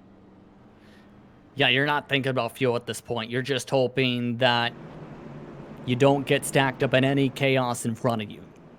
Focus on getting the best start possible. Battle for whatever positions you can. But also don't go too aggressive to the point where you end up hitting somebody in the quarter panel and you crash you and yourself and a bunch of other cars in the process. So you're not thinking about fuel at all, Ryan. Let's go to the restart to try and get the best one possible.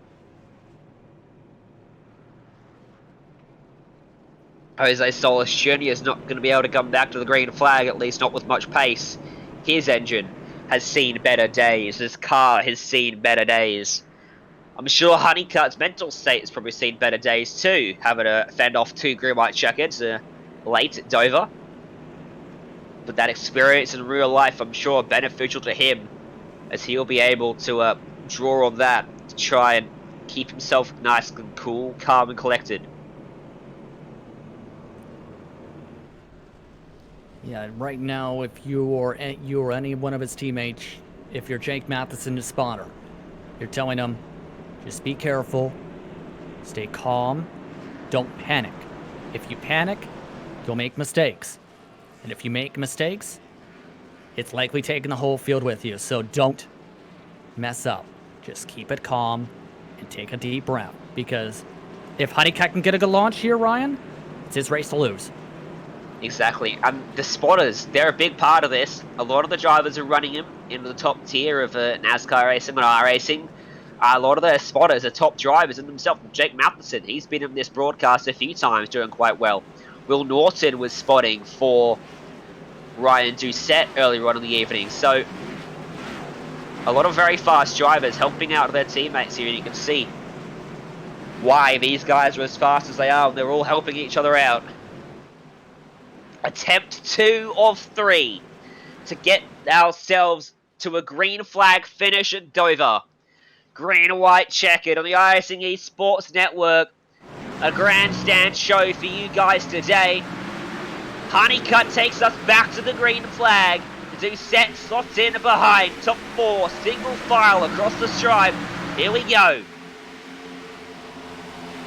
Good launch by Honeycutt. He got the start he needed, but Doucette, remember, is fairly quick on the short run, and he's closing in somewhat quickly for the back. Caution's going to come out again. Big crash, and we're back under the yellow. Oh, Steve JD. Sheehan. Thomas Hazard. A wild ride. Shot way up in the air, came to a rest on his roof down on the apron. It started with Steve Sheehan. Snap of oversteer, and that car took a hard ride up in towards the drivers out of the fence. Oh, sorry, it was the guy behind it, but Sheehan also had a tag slapper in front, and then they wrecked on the edge of the 3. I think some of the emotions are definitely going to start boiling over after that one. Just, why say this with Hazard? They're sending it through a gap and flooring in a gap, and then there's that where got a hit on the quarter panel, trying to go for the only hole left. The cause of the caution flag, mind you, was Yarborough getting loose on the bottom of the racetrack, trying to keep it off Norton. Norton gets squished, and everybody else straightened for the most part, and then stacked up in the second instance.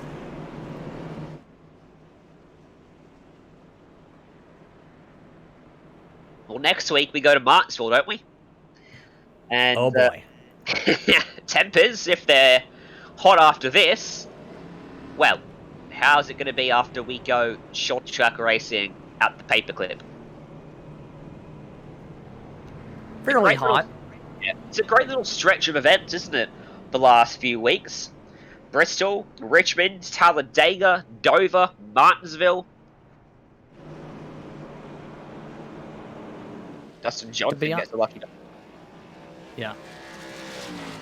To answer the question, though, I honestly love Martinsville with the type of racing, lots of bumping and banging, yes, but it's a very fun rhythm track, in my opinion, where if you save your tires well enough in the first 10, 15 laps, you'll turn into one of the fastest cars for the next 20 to 70 laps. It's just a matter of no trouble, of staying out of contact and trouble at this point, but here at Dover, Miles the Monster was hungry for the second GWC. He got a boatload of cars. There are only, I think, 11 on the lead lap left. 14, I think, but yeah, not many. Not many. A few of them are in pit road. Yeah. Right Yeah. On that one. I mean, it's... They have unlimited attempts now in real life, in NASCAR, the overtime, as it's now called, to get it going. But we can't really do that in iRacing. It's a lot easier to crash in iRacing because the spread of the drivers is often quite big. In top split, not really the case, but you also got to think about the drivers who don't have the time to build their riding up. They might be just as talented, but maybe they're starting off for whatever reason. The guys further down in other splits, the further down you go, the bigger the talent spread becomes from, you know, the highest star rating to the lowest star rating, and you can't have unlimited attempts. So you've got to find a restriction at it, and 3 attempts is what we've settled out on iRacing, which is what the limit was in real life too for a while, so it's a good number. And I think we should see a green flag finish here. I think East drivers are good enough to make themselves do at least a lap before they wreck. Yeah, I think that's going to be the goal for a lot of these cars. Just get to the white flag. Whatever happens after the white flag, you never know. But at this point, just have to take a deep breath. Remember, we had a long green flag run of this race, Ryan. About 106 laps in total. They are able to do it. It's just you need to take a deep breath and don't let the emotions get in your way and cause all these incidents in total. Or in turn, rather. It happened at the back end of a race. The aggressions are high. You don't want to let anyone get by you. Happens in sim racing and in motorsport across every category. It's to be expected. And on certain tracks, mistakes are punished harder than others. This track definitely punishes a lot when you make a mistake.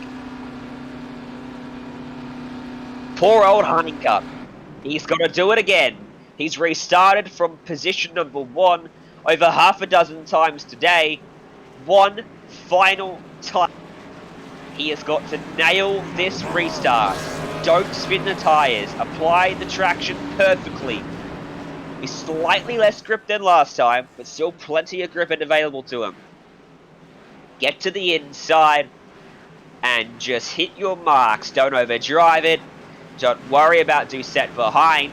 If you lock that inside down, he can't get there. But it's a lot easier said than done.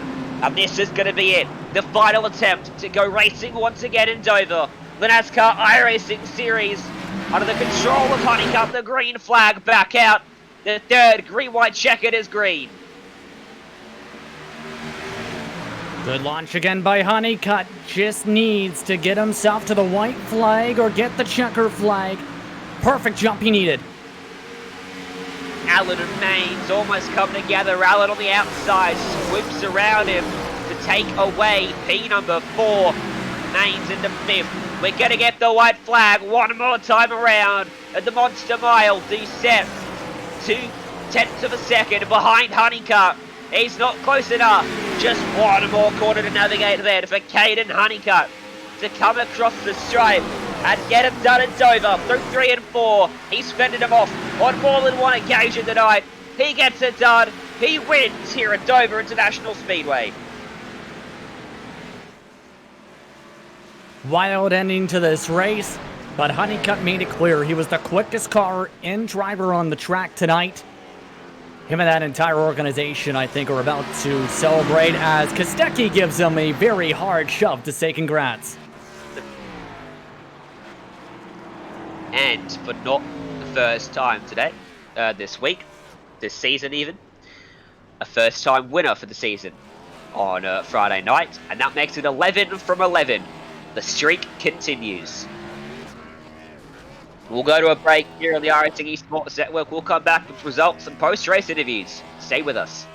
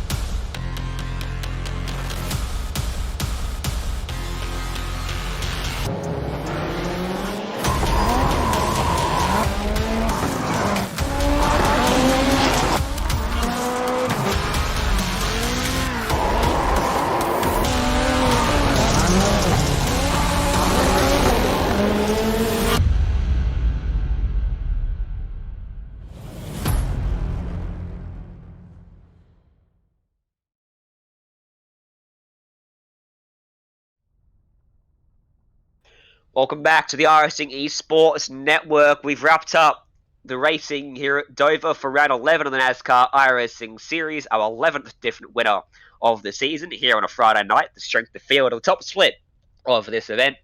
And it was your Man, Caden Honeycutt that got the win.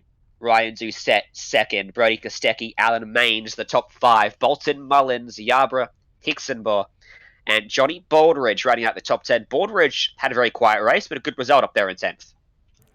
Timo Toika quietly to 11th. Then you have Mercurio in 12th. Rounding out the drivers of the lead lap, you have Jonathan Dalrymple in 13th position. Rest of the field, oh boy. Busy night at the virtual race shop. Sergio Lavere, 14th lap down. Justin Johnson, 3 laps down, 15th. Pedro Migan, 16th. Sheehan, 17th. Willis, Hazard, Solis Jr. rounds out the top 20. You'll see the rest of the results cycle through on your screen because we're going to have a chat to our race winner, Caden Honeycutt. Congrats, your first win on a Friday night this season. Good job. Thank you, sir. It was a pretty tough old run towards the end. You had quite a few cautions to compose yourself and get a good restart. How was it for you as a driver trying to compose yourself to get the perfect launch so many times towards the end? I think it was just a matter of not spinning the tires in first gear as we had to start in a really high gear, so we had to make sure on the next start. I wasn't really worried about the initial start after we pitted. I was really worried about the first green white checkered because they had a couple of laps on the tires and they were going to be a little heated up. So I made sure I didn't spin them, and Doucette was with my teammate, and I made sure that he got a good start too with me, so we can finish it off 1-2. So made sure we just didn't spin the tires and just bringing home the win is keeping in one piece and not hit the apron or hit the wall or nothing. So yeah, it's just a matter of not spinning the tires on those last starts, and we were able to not do that, fortunately, and bring home one. Definitely a good result, and definitely didn't have it all your way, and it was a pretty good 106-run green flag stint in the middle of the race, which is fantastic to see, just over half the race distance, run under one single run of green running. So you had a green flag stop in there. Did your strategy change much? Did you have that plan set in stone? Obviously, trying to navigate some of the lap traffic, and a lot of different cars on different strategies there. Tough to navigate. Yeah, I was really focused on what Bolton was going to do because that's who was the guy that I was going to beat was Justin. We pretty much had the rest of the field covered, so it was just a matter of when he was going to pit. And I did the same thing I did Wednesday with Brad Davies, who finished second in the Coke race. So I was just like, well, if I pit one lap after them, I could be able to maybe come out in front or right behind him and have one lap better tires. And both times I was able to get out in front of him. So I think pitting one lap after Justin did really helped out a lot. I think I would have had it even though it got cautions. I wish it still stayed green. I think I still would have had it. So yeah, I think if you pitted one lap, I learned it the hard way in Road to Pro at Atlanta that I got pitted one lap after, and the tires were just so huge on this tire model. So it's a matter of when he was going to pit, and I was going to pit right after when he did. So managed to work out, and glad it did. We bring home another win for Nexus, and hard work that's being paid off right now. It's really great. In terms of sim racing, it's obviously very successful for you, but real racing, a big part of your life and career so far, developing up the ranks. You get to go back racing soon, hopefully. NASCAR are going back soon. I'm assuming that means you get to go back racing soon. Looking forward to that. Oh yeah, I definitely am. We're actually going to be racing tomorrow night over at Southern Oklahoma Speedway in my Southern Sport Modified, and I was actually supposed to go to today, but some things didn't fall through, and that's all right. But the car's ready for tomorrow. I got everything ready for setup and ready to go to the racetrack tomorrow. I'm really excited about that. I think it will be our 5th or 6th dirt race of the season. We started back in January, so we've been on hold for quite some time now, and I've just been chomping at the bit just to get back after it. So I know everyone else is, and yeah, I'm really excited to get back to the racetrack tomorrow, and hopefully we can stay like that for the rest of the year. I know we might get in a couple of bumps here and there, but we'll just keep on getting our prayers in, and hopefully we can get through this as quick as possible so we can get everything back to normal. Certainly. Well, best of luck for that. I'm glad whatever fell through did fall through. We got to see you get the victory here at Dover. Before we let you go, who gets it done for you? Nexus Esports for sure. Robert did a fantastic job. I cannot tell you how hard we worked on the set, and everyone that Nexus Esports has done. Also in our Road to Pro and everything else that we've done so far. It's just fantastic job by everybody. We just put in a lot of effort, a lot of time, and make sure everything's perfected. And we've managed to do that these last couple of weeks, which has just been great for us. So also want to thank FJ Foundation and over at Raceface Random Element, and yeah, just thank you guys for doing the broadcast as well. And I totally forgot that you guys do this, and I'll have to do this every Friday if I can.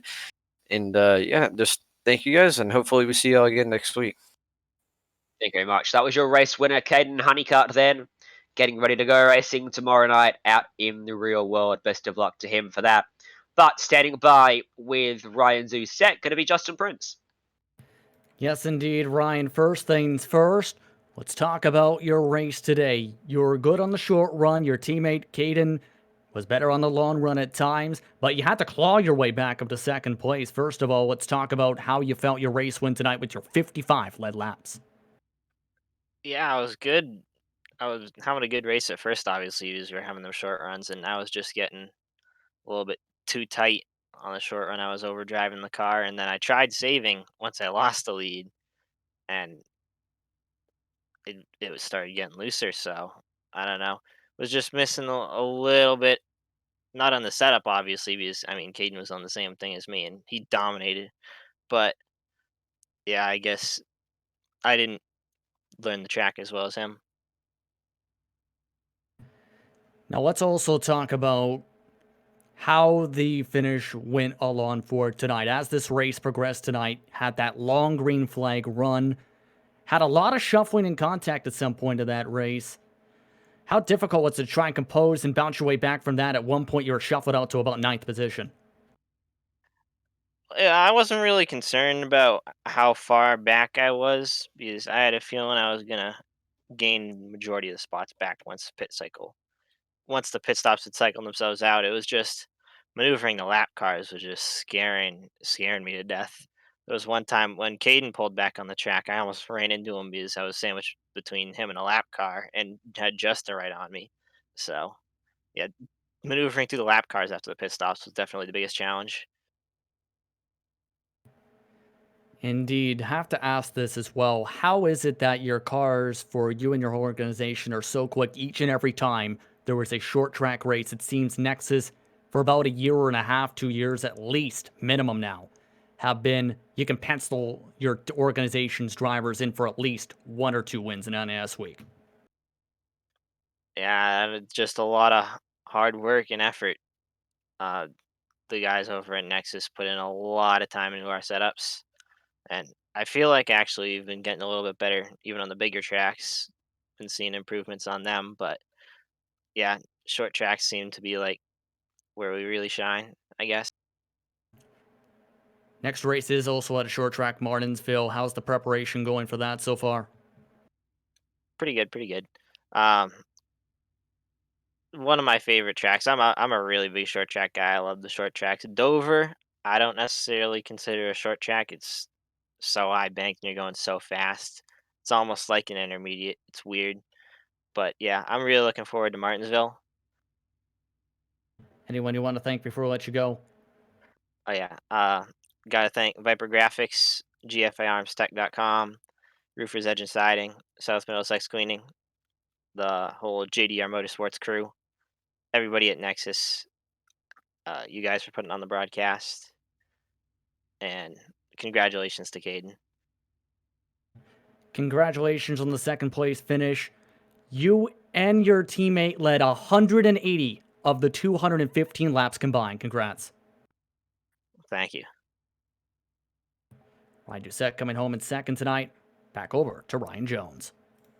That will conclude us then for this evening here on the iRacing Esports Network. Thanks to SimSpeed TV. But a fantastic race and plenty more still to come over the next 20 odd weeks of this series. But before then, plenty more coming up for SimSpeed TV tonight. the Circuit Club XL Series on SimSpeed's YouTube channel. Go and subscribe to that if you want. The Grand Prix Series, another strength field event. Tomorrow, Sunday morning, Australian time, plus 2 big events for SimSpeed. On the iRacing Esports Network, you can catch V8 Scops, a premier touring car race in Australian sim racing coming up. And plus the Carbon Gaming GT3 E-Series over on the SimSpeed YouTube channel, a series and a lineup filled with professional drivers from Australian motorsport. Make sure you like and subscribe to us on YouTube and on all our social media platforms as well, and you won't miss a moment. Thanks to Justin Prince and Jay Kennedy, and also Sean Ambrose jumping on the broadcast tonight. My name was Ryan Jones, and from all of us up here on the booth, thank you for tuning in. We'll see you next time.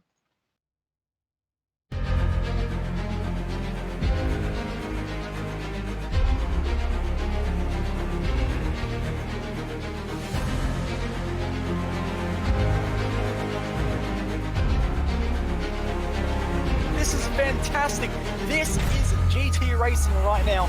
He's got traction, he's going with the outside of both of them! Maloney! Oh, he's taking Anderson. Anderson's up to him. Oh my god! Big crash! Oh my goodness, half the field's gonna get rolled! Second very close. These guys are want to make their way through the field very quickly. Oh, there we go. Oh no!